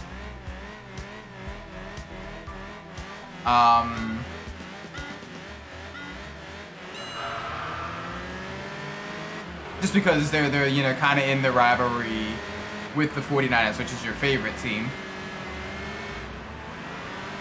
Chargers not one of them. Really? Okay. Interesting. That's surprising, given you know that being the other one of the other Californian football teams. So interesting. Different conference. Ah, okay.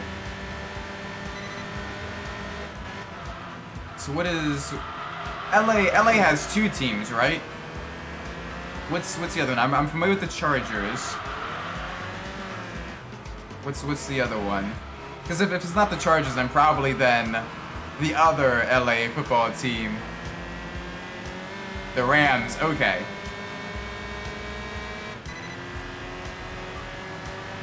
The Rams. So yeah, the Chiefs, because Taylor Swift. The Rams, because basically the other LA team.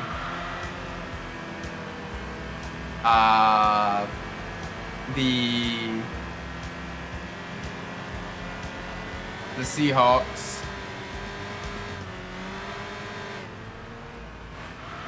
The Eagles. I know you've mentioned you don't like the Eagles. That's 4. He has 211 cars to complete. I think we have about 80 or 100, 80 to 100 left. We're about halfway there. Chiefs beat the 49ers in the Super Bowl twice. That too. But I imagine it's at least partially also Oh gosh.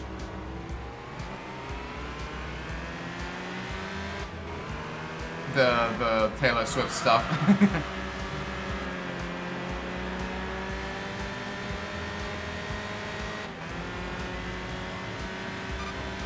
So I'm curious then, would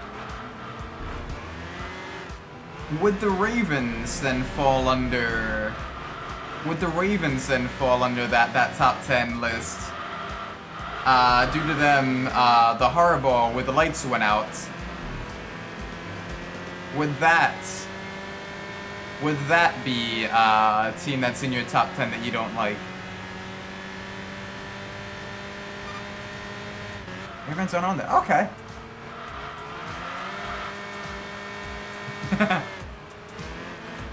I'm just thinking, like, you know, with them, you know, especially beating them under, or especially with the strange circumstances with the lights going out at the Super Bowl. That would be kind of, you know, kind of sketch and bring back bad memories and everything.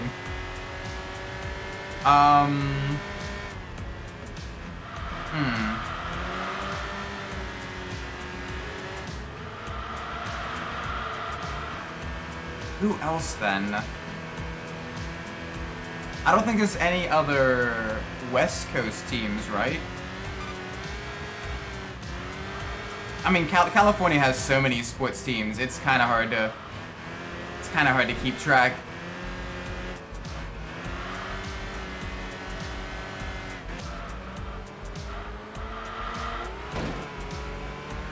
So who else would be in that? I got 4 out of 10, which isn't too bad. It's one of the team in the NFC West.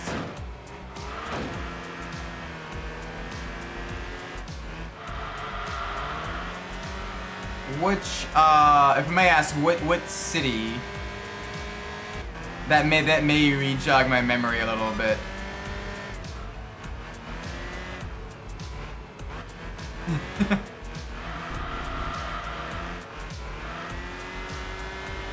That may re-jog my memory.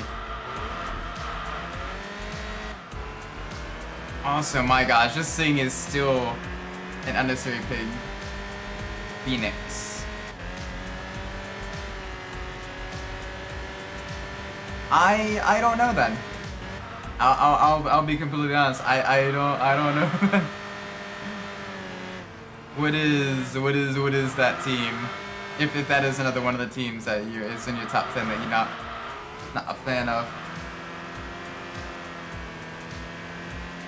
Cardinals. Okay.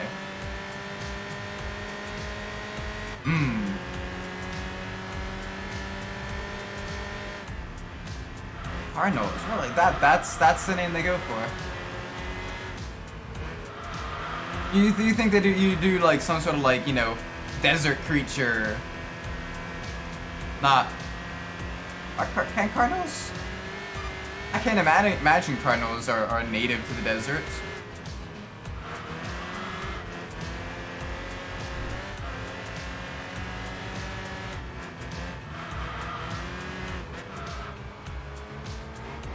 But, alright. There's the Cardinals. So then, what would be the other 5 teams?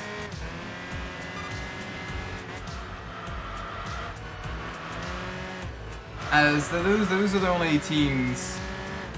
Another hint. This team was close to San Francisco for a while. Close to San Francisco.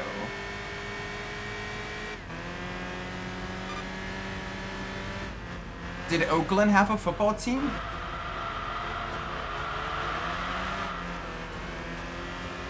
Did Oakland have a football team? I know they used to have a baseball team, the Athletics. And they moved to Vegas, right?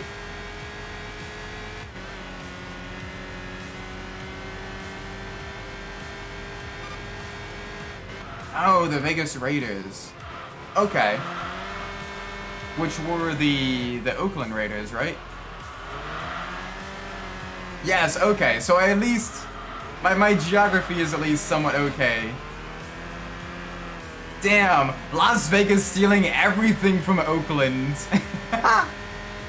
Las Vegas is just like, oh, Oakland, you have that? Yoink, now it's mine.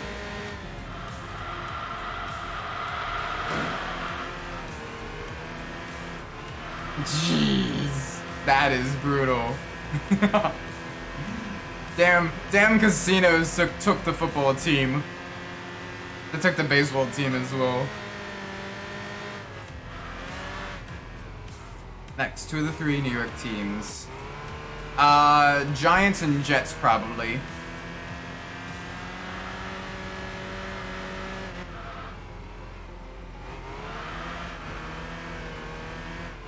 Not baseball yet.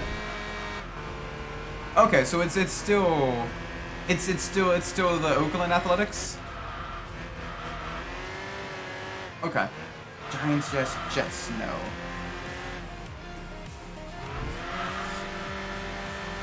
So what will be the other football team?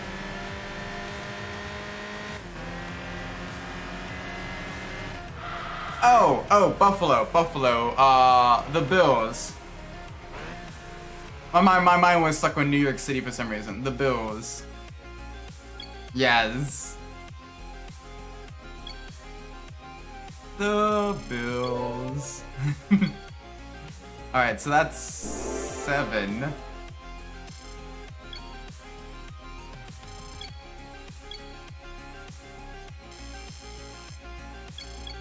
You got 3 West Coast teams. 4 West Coast teams, Philly, and then the 2 New York teams. So yeah, that's 7. That's 8? Okay. So we're missing 2. Missing 2. What would it be?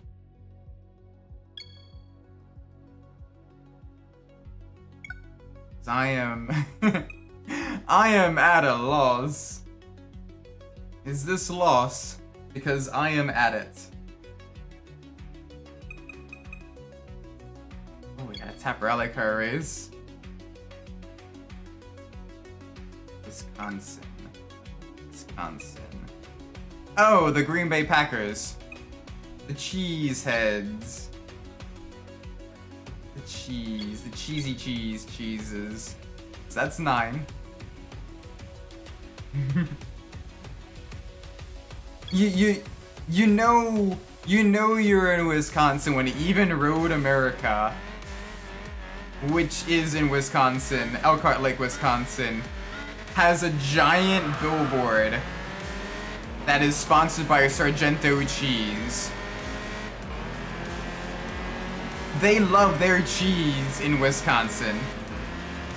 Last one, the most famous 49ers rival.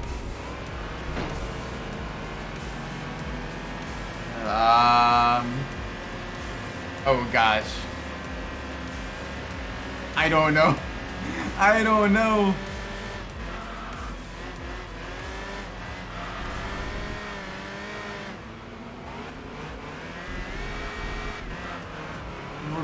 What is the most famous rival? They always shook in the playoffs. But we already covered the Bills. Sorry.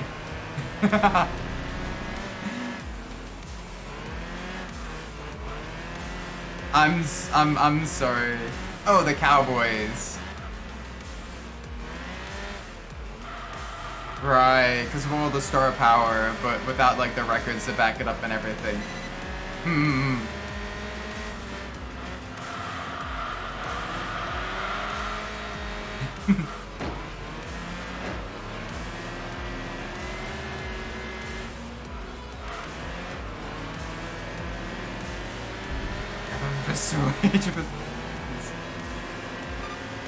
I mean, for what it's worth, you know, you don't have to worry about them being too competitive in the playoffs then, if they constantly choke there. Alright, we're gonna break right around the end of the Sunoco signs in a car at this caliber.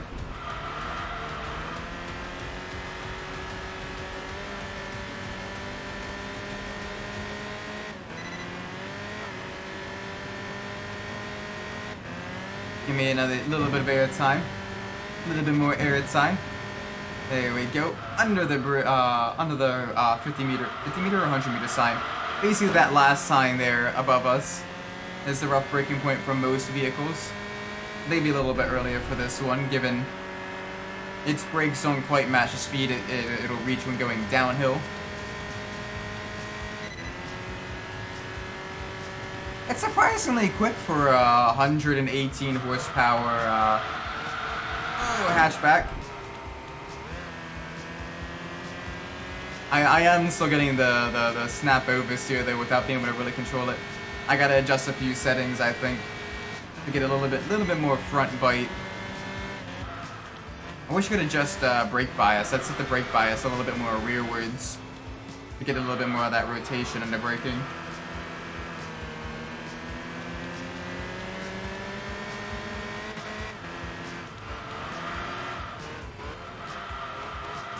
There we go, nice and smooth through the twisty section. We're going to build up more of a gap so that we have a little bit of a leeway when going into the power section of the track.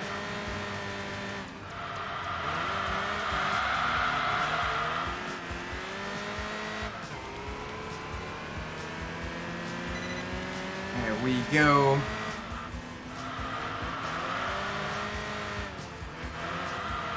Nice and smooth, nice and easy.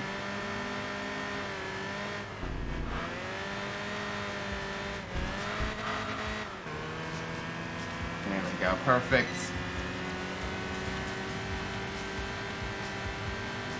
Alright, big push up the hill now.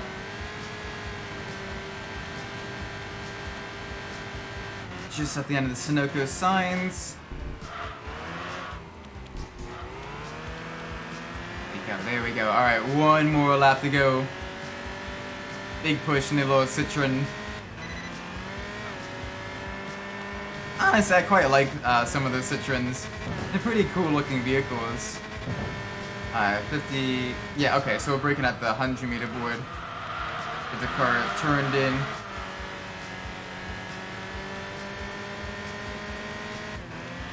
And surprisingly, we're way ahead of a lot of the competition. No issues here. We have one that's behind us. The Integra Type R.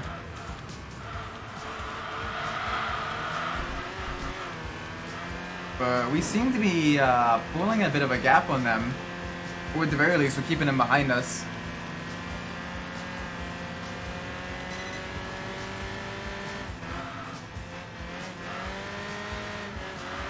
Although I do see that speck of blue in the rear view. So we need to be real careful here. We need to make sure. So we're just working? That's alright. Don't worry, I love my lurkers.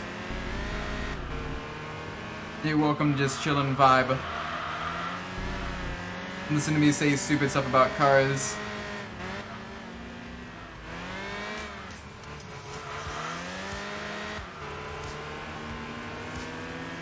They got me doing surveys, Jim. Who's Jim? No, that's awesome. What kind of surveys are you doing?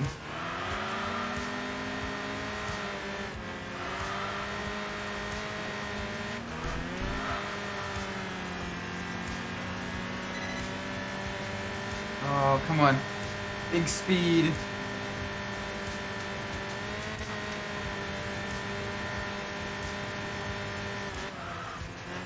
There we go, nice and easy.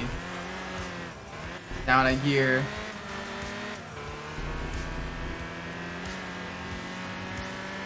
If this dude's headshot makes you racist or not, kinda know. Here's this picture of a guy. You know nothing about him. Are you racist? Gosh, sociology, man, I swear. Like, yeah, no, there's totally no other reasons why you'd be more or less willing to interact with a person than just because of their skin color. Or they're covered in, you know, covered in piercings and tattoos? Nah, it's totally because of other reasons. And even then, like, it's still not a good reason to, like, you know, choose how you interact with people. counting numbers. Oh no.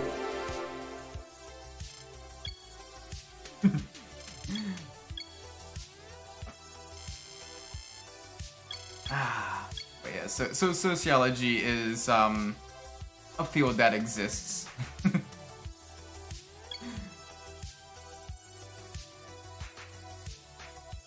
Okay, we got a front wheel drive championship. We actually have a half decent shot at this one. Let's do it. We actually have a half decent shot because it is at low wind steering, which is one of our better tracks. Although the Citroen, some of the stuff they ask is so wacky.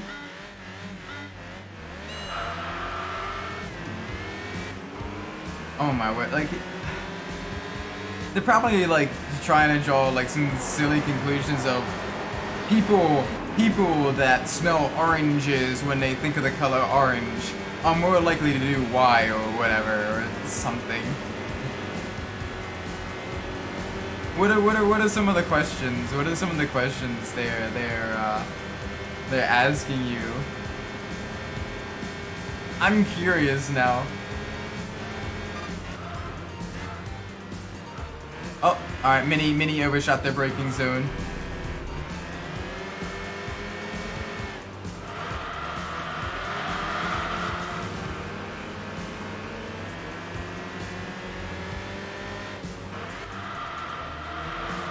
Go into the screen out questions? Oh, where it's like, what income bracket are you part of? Oh, sorry, you're too poor to take this survey. Or like, you know. Have you ever been bitten by a gray wave shark and survived? Like how many people do you eat concrete on a daily basis? I guess those ones are trying to like, you know, get rid of like the bots and everything, the bot farms that just fill out surveys to like make a little bit of extra money and everything. If you get enough bot farms doing that, enough AI doing that, you could probably actually get a decent amount of revenue. You simp for some dude or as a girl? I simp for my wife. That is who I simp for.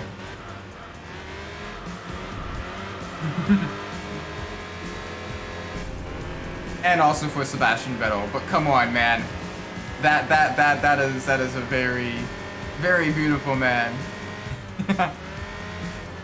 It's different.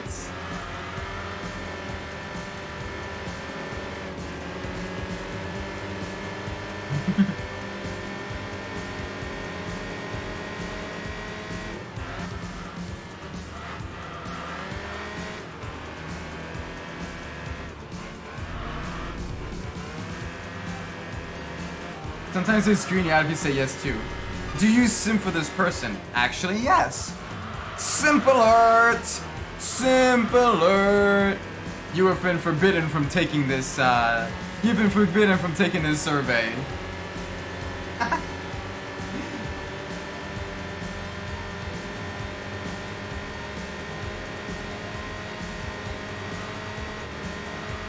Watch one of the surveys actually being like, one survey, they want you to have kids, buy Gucci, make 100 and 200K. Most of the people that do that stuff and are able to buy Gucci and are able to make that kind of money and have kids on the side, like, they're not just going around taking surveys. I guarantee you, those types of people are not taking surveys. You are not gonna get people that take surveys. Take time out of the day to take surveys for a couple bucks, you know?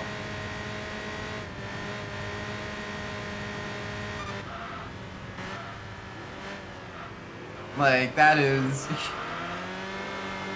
the market of people who do that versus the market of people who willingly take surveys are basically two separate circles.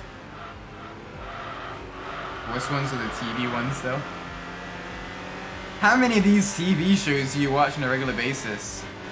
And it's like some like random obscure stuff that like you've never even heard of it before. None of these. Cool. You get out. You touch grass too much. You can't take this survey.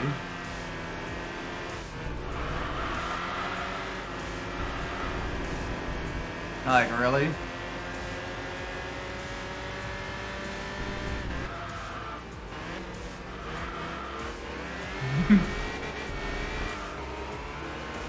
Like, that is so silly.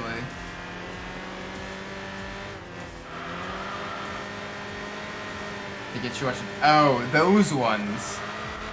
It's like, okay, cool. It's, you know, some random TV clip. Did you watch it? Yes. Well, you're a nerd. You've been screened out. Like, what are you supposed to answer? No?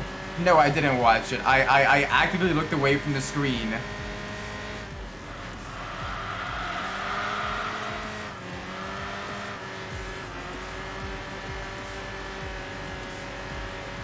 I imagine some of them are basically just there to, like, advertise, like, a show or a TV or, like, a movie or whatever.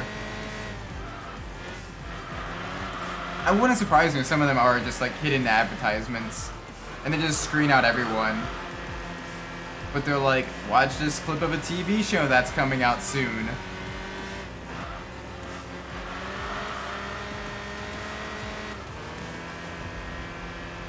I don't know. Maybe I've gotten just a little bit pessimistic. I need to stop doing that.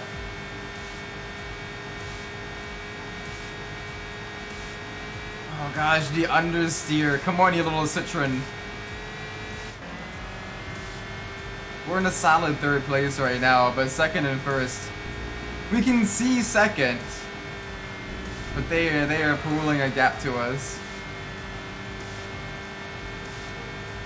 What's the show stuff like The Boys though?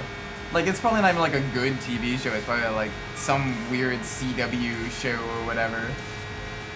Oh gosh. I'm gonna get sued by CW now.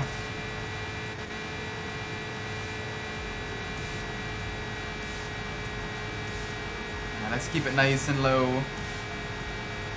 Oh, that's an off track. That is some bull.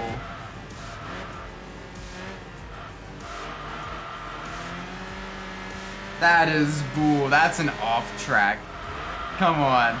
I barely tipped the wheel into the grass and it's like, nope. Abort, abort.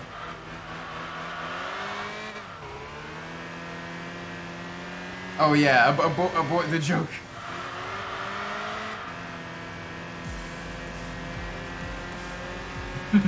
Don't get sued. Don't get sued, Isaac. Or do.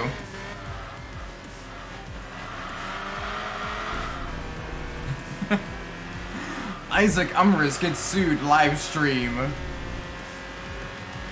Gosh.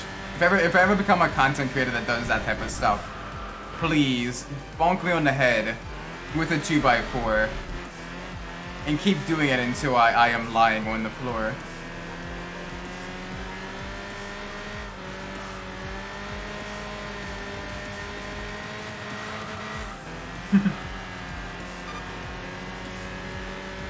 Gosh, those two, the two blue cars, the Alpha and the Mini ahead of us, they are absolutely flying through this course. We're struggling hard. This thing, it's got such a little contact patch on the ground, it may as well be 4 motorcycle tires. Like, I barely have any contact patch.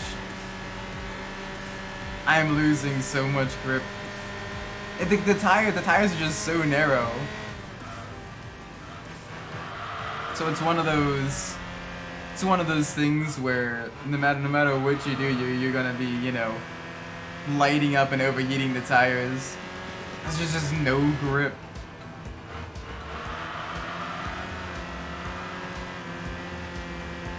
Is it already over? Is what already over?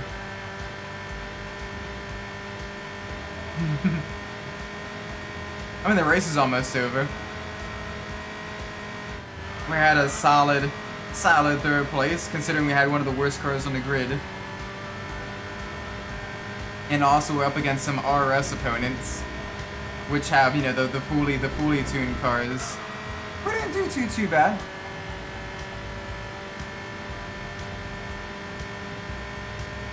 There we go. Yum. Across the line.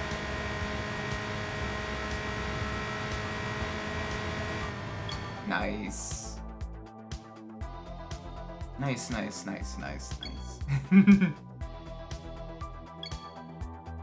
little itty bitty Citroen Saxo. I could have sworn we had the Peugeot 106 Rally as well. But maybe either we haven't unlocked that one yet, which is strange because I could have sworn we had unlocked that, or we had already driven it and I just completely missed it. Did I? Peugeot. There we go. Let's see. So we only had the 206. Huh. Interesting. So maybe is the 106 not in this game? Maybe the 106 isn't in this game. Now I want to check something and see. We got the 206 here.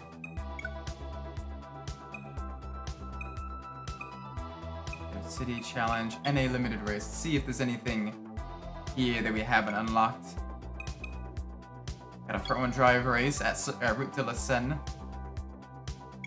That's still nothing.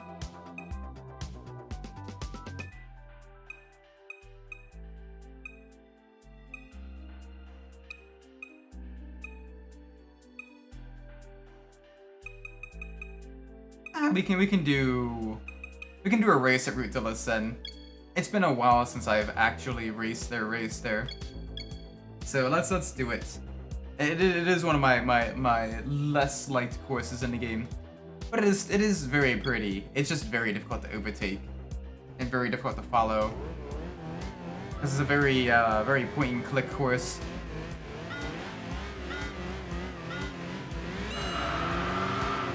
And also the loop of death absolutely causes so many issues with all the cars. Your car will either understeer or oversteer like crazy, or both sometimes when going through there.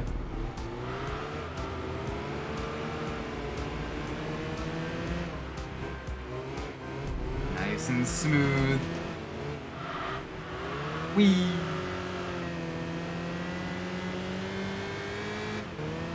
I do like the fact you can pass under and over the bridge. We'll pass under the bridge, and you can see traffic going by up top. That is a cool feature. That is a really cool feature.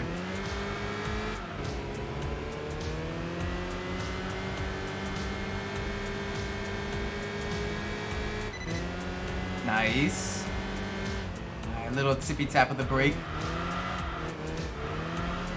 Just enough to get the rear light enough to kind of come around on us a bit.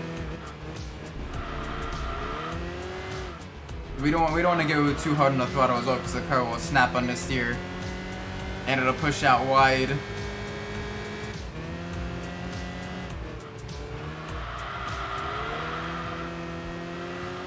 There we go, nice and smooth through the loop of death.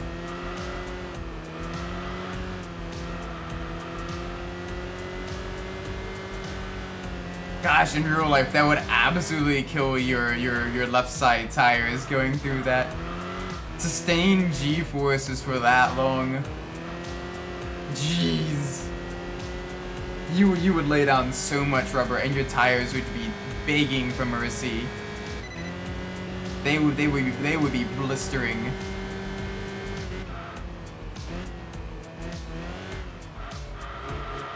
Like, you already have tracks like Watkins Glen, which really murder the tires because of all the high speed, high downforce corners. that really, you know, tear them up. So I can't imagine a corner like that where you're almost doing a full circle at a fairly high speed as well.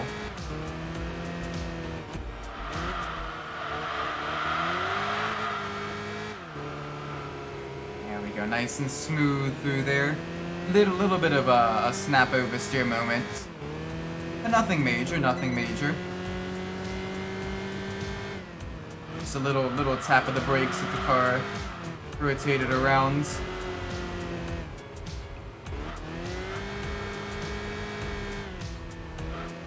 Through the winding Parisian streets. Down a gear. Come on.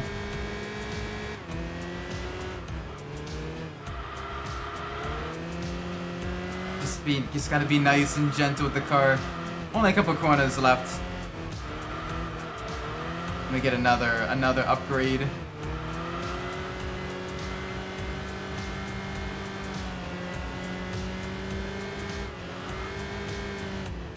Oh boy. Easy. Easy. Yeah, we're still kind of in the stage 1 upgrades. I can drive a remote car. Oh, it's just a remote forklift operator.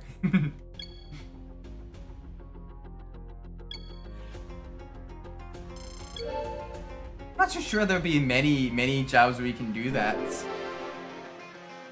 I guess, granted, if you're doing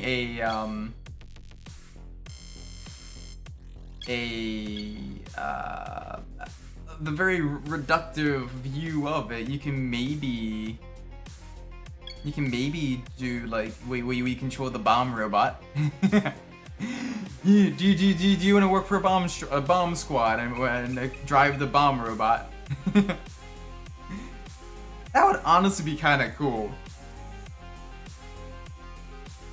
Although you got to be careful as well though, because then, you know, you gotta actually know your stuff with regards to like, you know, what you wanna, what wire you wanna cut and everything.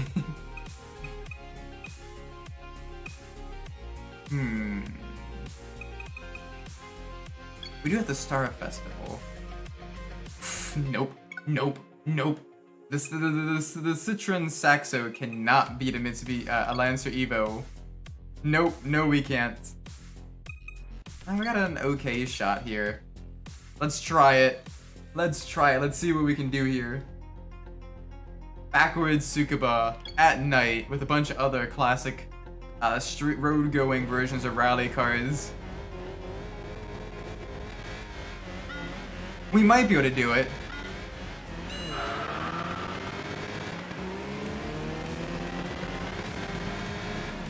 We might be able to do it, but that. Oh, okay, good. The Impreza got into a collision early on. That's gonna shuffle them back behind the Alt 37. All right. Got a French in first, Italian car in second. The Japanese machines nowhere to be seen. I say that, and immediately the Impreza's back on me. Alright, defensive line. Defensive line. Hold the line. Okay, don't understeer into the barrier though. Don't do that, Isaac. But otherwise, hold the line.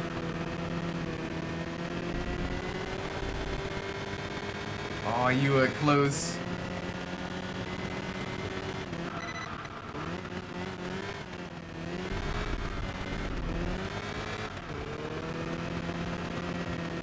I can do it. Oh. Come on. Bruh, they had so much power. Oh, and that slide killed all momentum. Alright, come on. I gotta try to find a way to get back up there with them.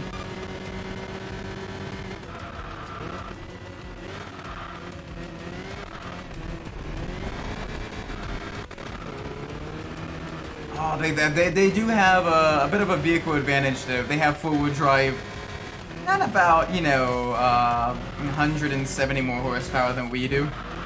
Literally the difference in horsepower between that car and our car is greater than the amount of power that our car makes. Our car makes 118. That one makes about 280. So, it's a little bit of a curb stomp battle. We gotta then focus on holding on to a podium spot. We can at least finish on the second spot on the podium.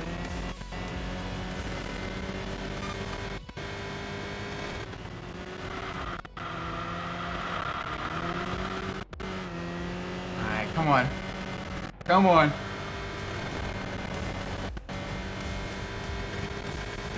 Push! Push!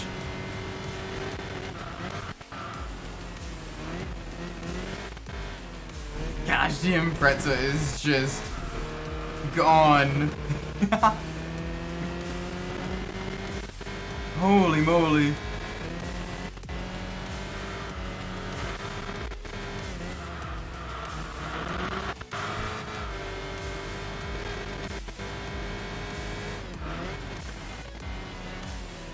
Alright, nice and gentle around the turn.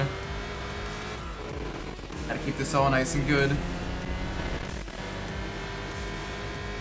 I do see a flash of red behind us, which means it's either a Lancer Evo or the Lancia Alt 37.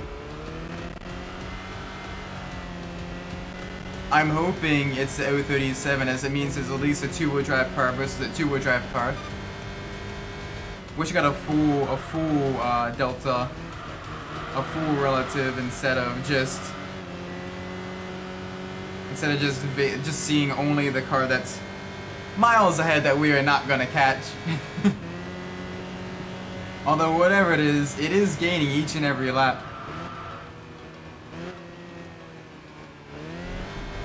That may be the Lancer Evo. I think I saw a spoiler. Which, if it does have a spoiler, that is the Evo.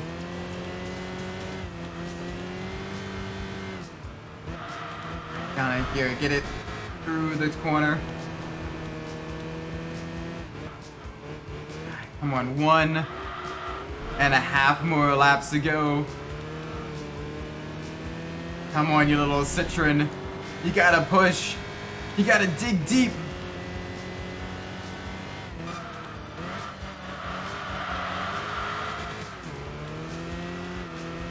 Yeah, they're in a tire straightaway ahead of us now.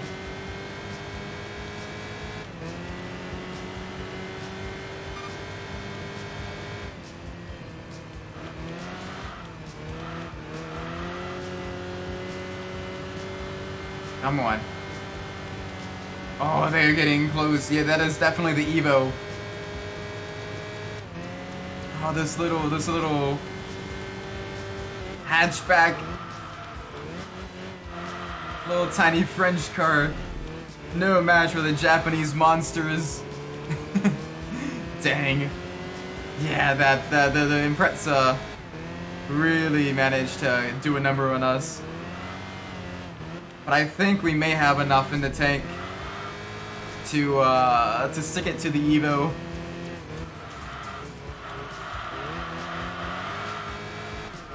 I'm pushing.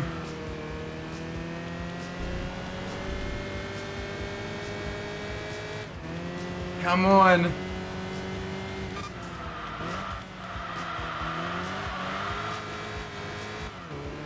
Oh, it is close.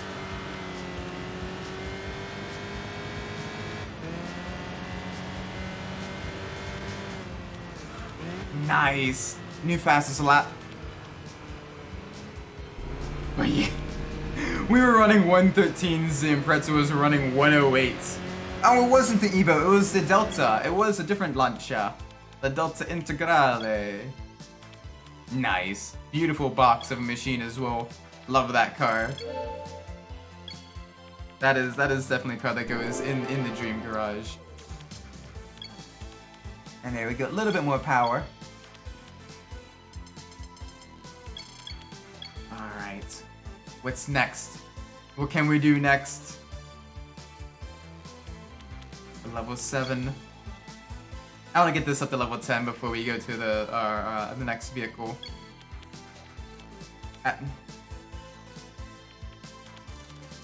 Really? You couldn't even try to give me an opponent that, like, is somewhat even? Nah, go up against a Nismo-tuned Sylvia. You... Wow. Ooh. A whole bunch of classic rally cars, as well as 2 grassroots vehicles. This could actually be a pretty close race. You get the lightweight maneuverability of the front-wheel drive cars, the top speed of the Lancias. You got the beautiful rotary, the balanced rotary. Oh, this would be a good one.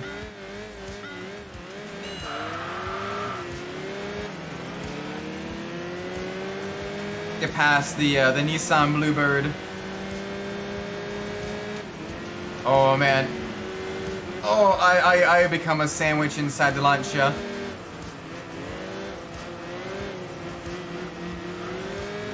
Lancia in front, Lancia to the right.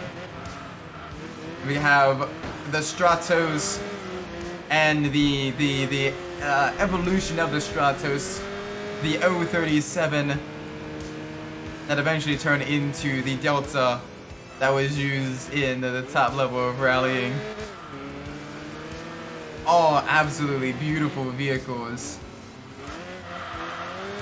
Alright, we're on the straight. We're gonna get our booty munched if we don't get into high gear quick. So let's make sure we minimize speed loss through the kink. Alright, going through another gear.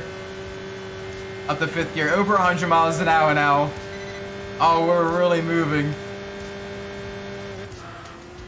Alright, we managed to keep the Stratos behind.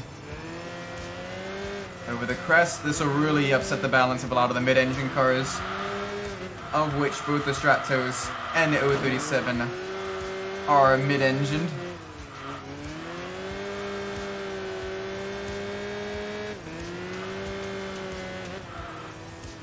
Nice and gentle now through the twisty sections. Gotta watch for a little bit of oversteer on the downhill section, as the weight does shift forwards a little bit more, which gets the rear just a little bit lightweight, little bit skittish. All right, back uphill now. You get to really hear the inline 4 struggle.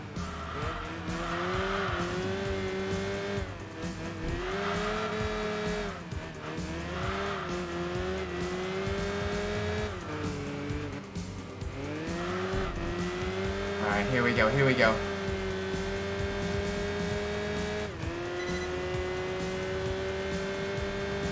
Alright, okay, 3.5 seconds behind is the Lancia Stratos, so we are building a gap. Surprisingly so. I would have expected the Lancia Stratos with that Ferrari-derived V6 motor in the rear to be right on a tail in the high-speed sections, because that does make, especially for a 70s car, it does make a very respectable amount of horsepower. But we are somehow managing to stay ahead, though not without a few mistakes of our own.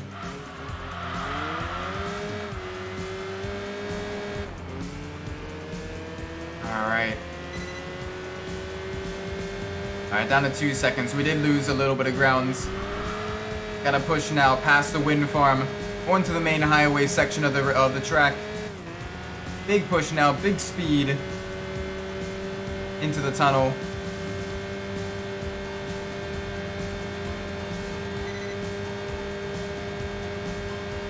Alright, just the slightest graze of the brakes. Keep the car to the inside, going over the crest. Watch for understeer. The corner is off camber, and it does go through some very rapid elevation changes.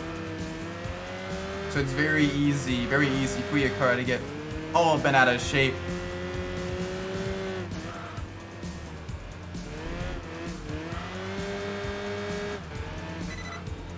Alright. There we go, there we go. Let's keep it steady. Downhill now, across the bridge. Build up as much momentum as possible for the uphill section, as this thing needs it. Oh, it's struggling to get past 90 on the uphill. Even at full throttle. It's struggling.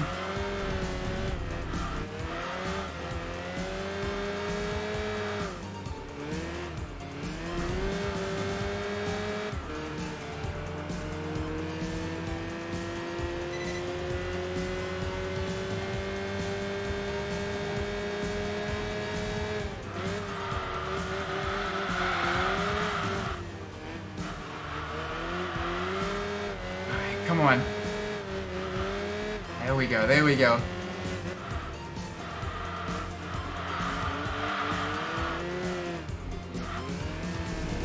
Oh, that was not a touch of the wall. Okay, good.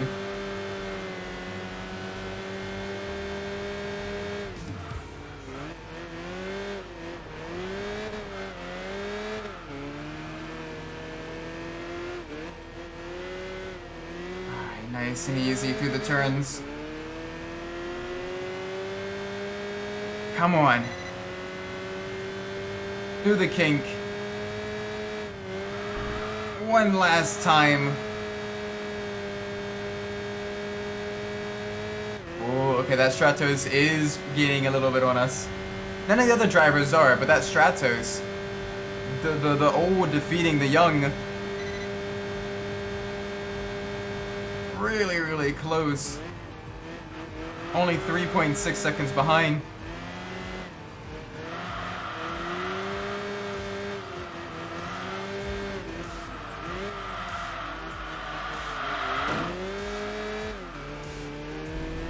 Alright.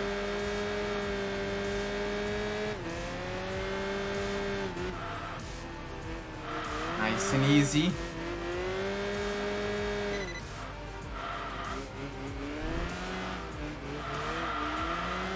Alright, we have enough. We have enough of a gap. Big push now to the finish line. Through the tunnel, over the bridge, into the town. Left, right, left, onto the cobbled streets. Come on! Alright, a little bit of a bonk there. Little bit of a bonk.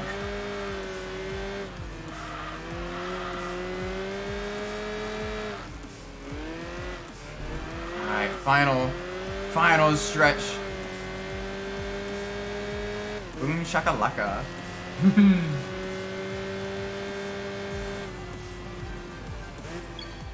Oh wow, we managed to extend the gap to the town as well. That's good stuff. There we go, that's another level up. Alright, 2 more levels to go.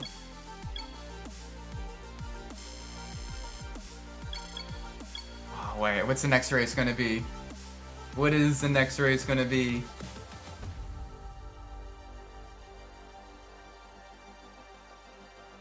Question. That is a good question. Let's see what we have. The Arc of Triumph Anniversary, which is... okay.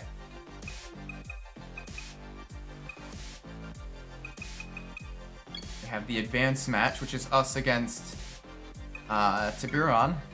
What is the Ultimate match have us up against? Us versus the Mitsubishi Gallant. May as well do front wheel drive versus front wheel drive. Let's do us versus the Tiburon. V6 versus inline 4 in the desert. Let's see what we can do here.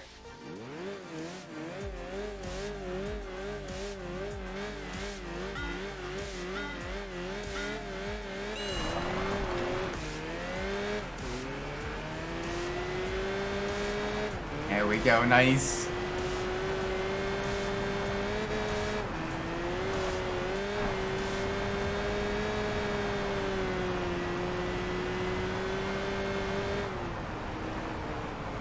I gotta be nice and gentle here. Gotta really make sure we don't go off course, because if you do go off course, your races, this is one of the few races we can like literally retire unwillingly from. If you go outside of the signs, your car will literally become stuck and you can't do anything.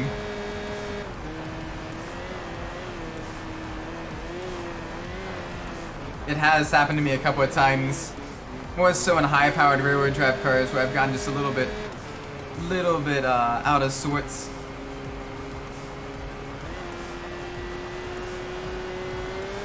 Alright, there we go. Let's build up even more of a gap, if we can.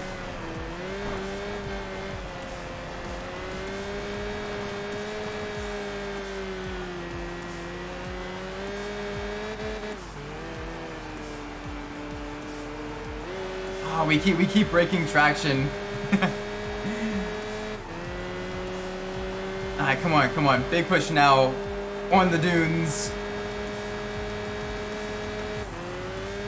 Can I get over 100 miles an hour? 105, 110.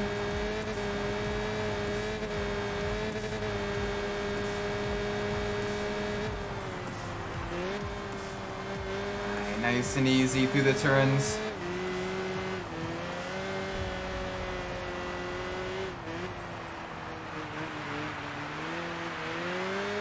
Gotta watch out for this corner. It is off camber. The car will want to either spin or understeer or both. So we do need to be gentle.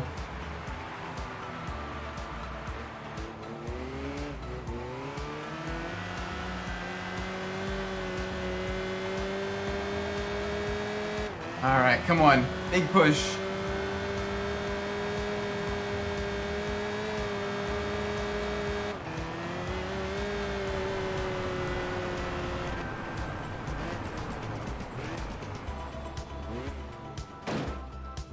Nice.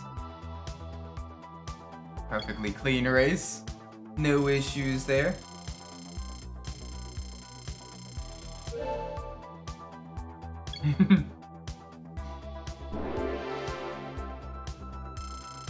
Oh, sweet. Okay, the car is complete.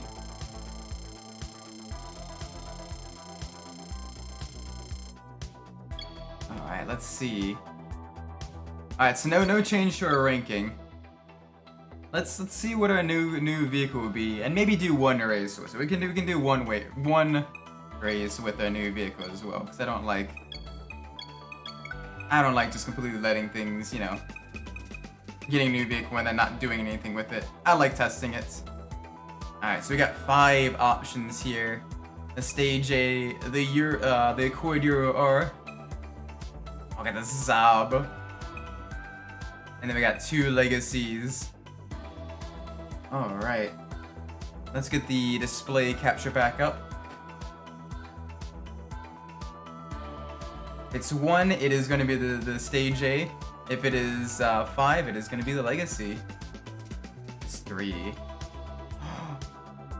It is 3! We get to drive the Saab! Oh yeah. Yeah! We get to drive the Saab. Oh my gosh, this is awesome.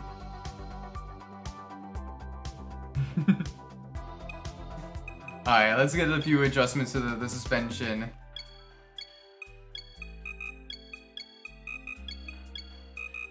Get a little bit more oversteer. A little bit acceleration, little bit of a front diff lock. And let's do a race.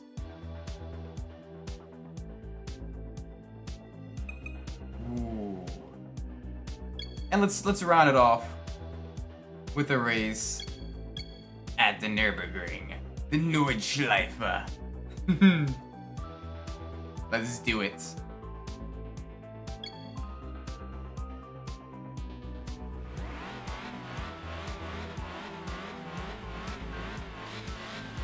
I gotta watch out for the first turn. The AI loves to absolutely send it on that first turn.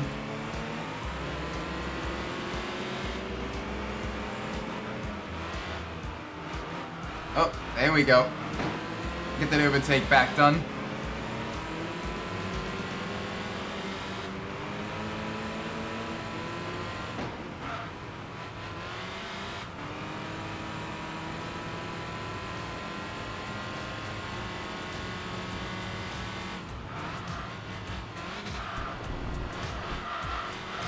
Alright, big push now.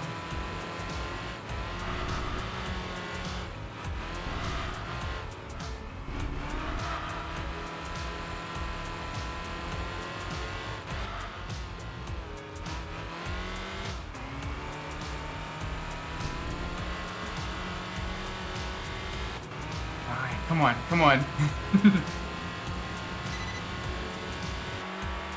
Oh my god, this thing sounds great as well. I gotta do some research on this one.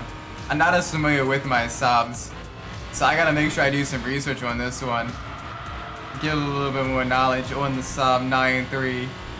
That way I can talk about it more in depth next time we get to drive this thing. Oh my god, it just sounds great though. Sorry, not 9.3, 9.5.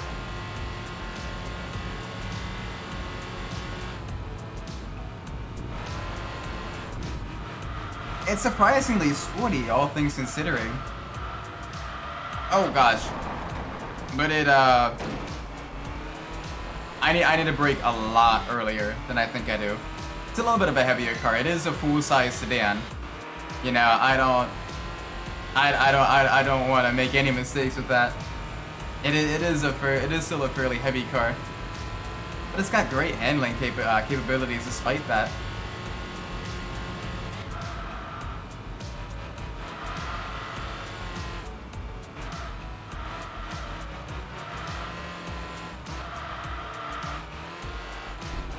There we go. Alright, push. Push, push, push.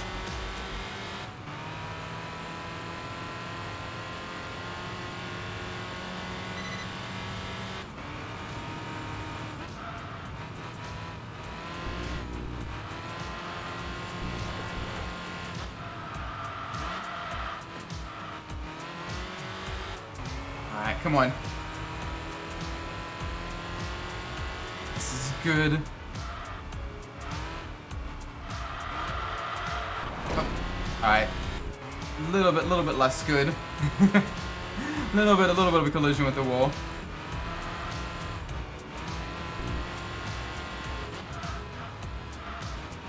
Come on.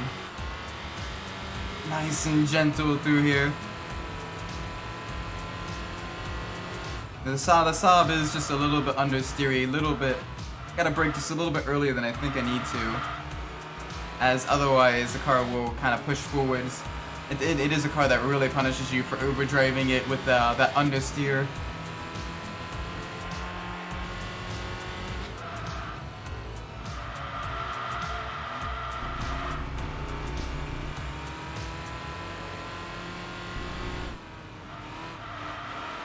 There we go. Almost into the high-speed section, we get to really test out this car's top end.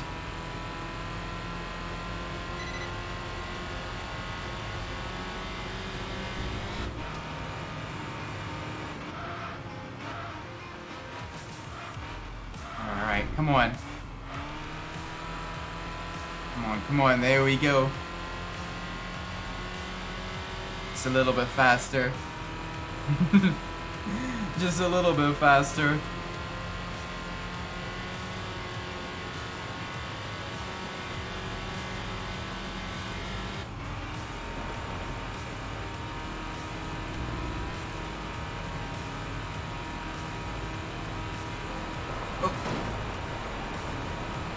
Just a little bit of a... not a little bit of a mistake there. I got distracted by the preview. For some reason it had shown a black screen on the YouTube preview. Alright, so it is only a 5-speed car. The Saab. This is so cool. It's one of the few games that actually has Saab in it. So it's cool to actually get to drive some of the more obscure or lesser used European cars. Because you know, for the Japanese cars, you got Gran Turismo for that. If it's an obscure Japanese car, Gran Turismo probably has it. And in at least one of the games. Maybe more. But oh man, this is one of the few games that has a couple of like the obscure European cars. Then I imagine the Forza game, the earlier Forza games as well. Either way though, these are great vehicles to drive.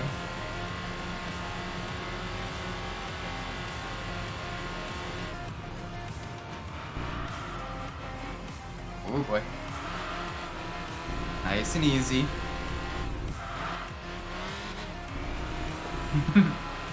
Nice and easy.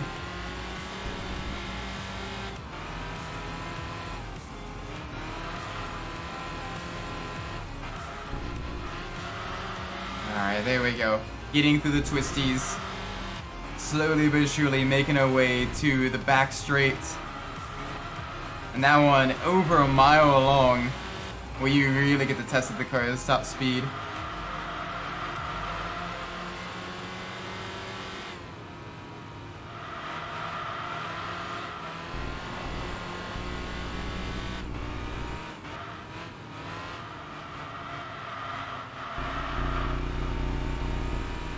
I'm so glad that doesn't count as an off track there. One, because it's fun to listen to the rumble of the cobblestone under the tires, the brrrr. But also, it allows you to kind of extend the corner, carry a little bit more speed.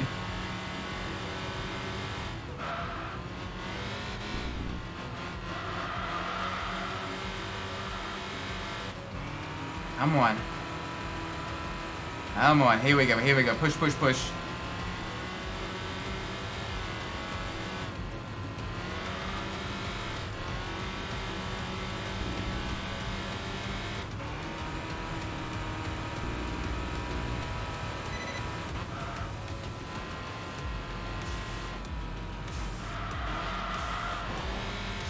Alright, only a couple of corners to go.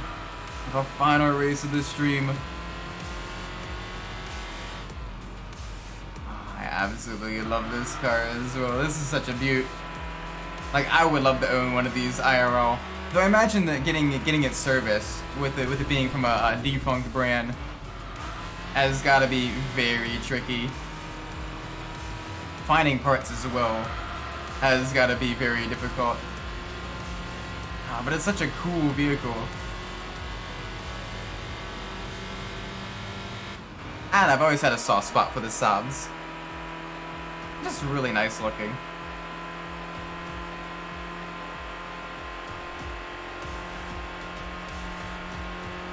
And it's got some really good, like this is stock, this isn't even modified yet.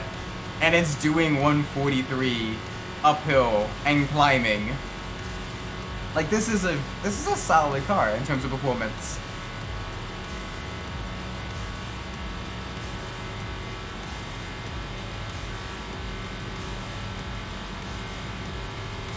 Alright, 154. 154 I think is what I saw there.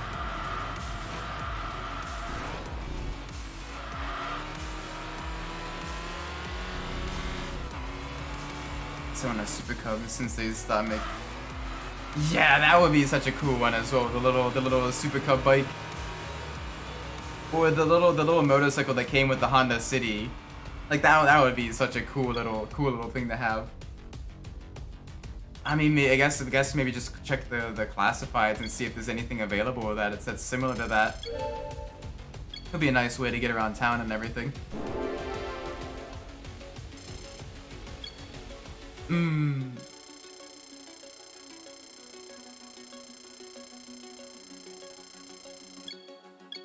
Nice. Anyway, let's save the game and let's end the stream. It is getting late. It is almost midnight. And I need to get a few things prepped for tomorrow. So I'm gonna be saving the game. And trying to get a little bit of rest. Maybe a bit of practice in as well.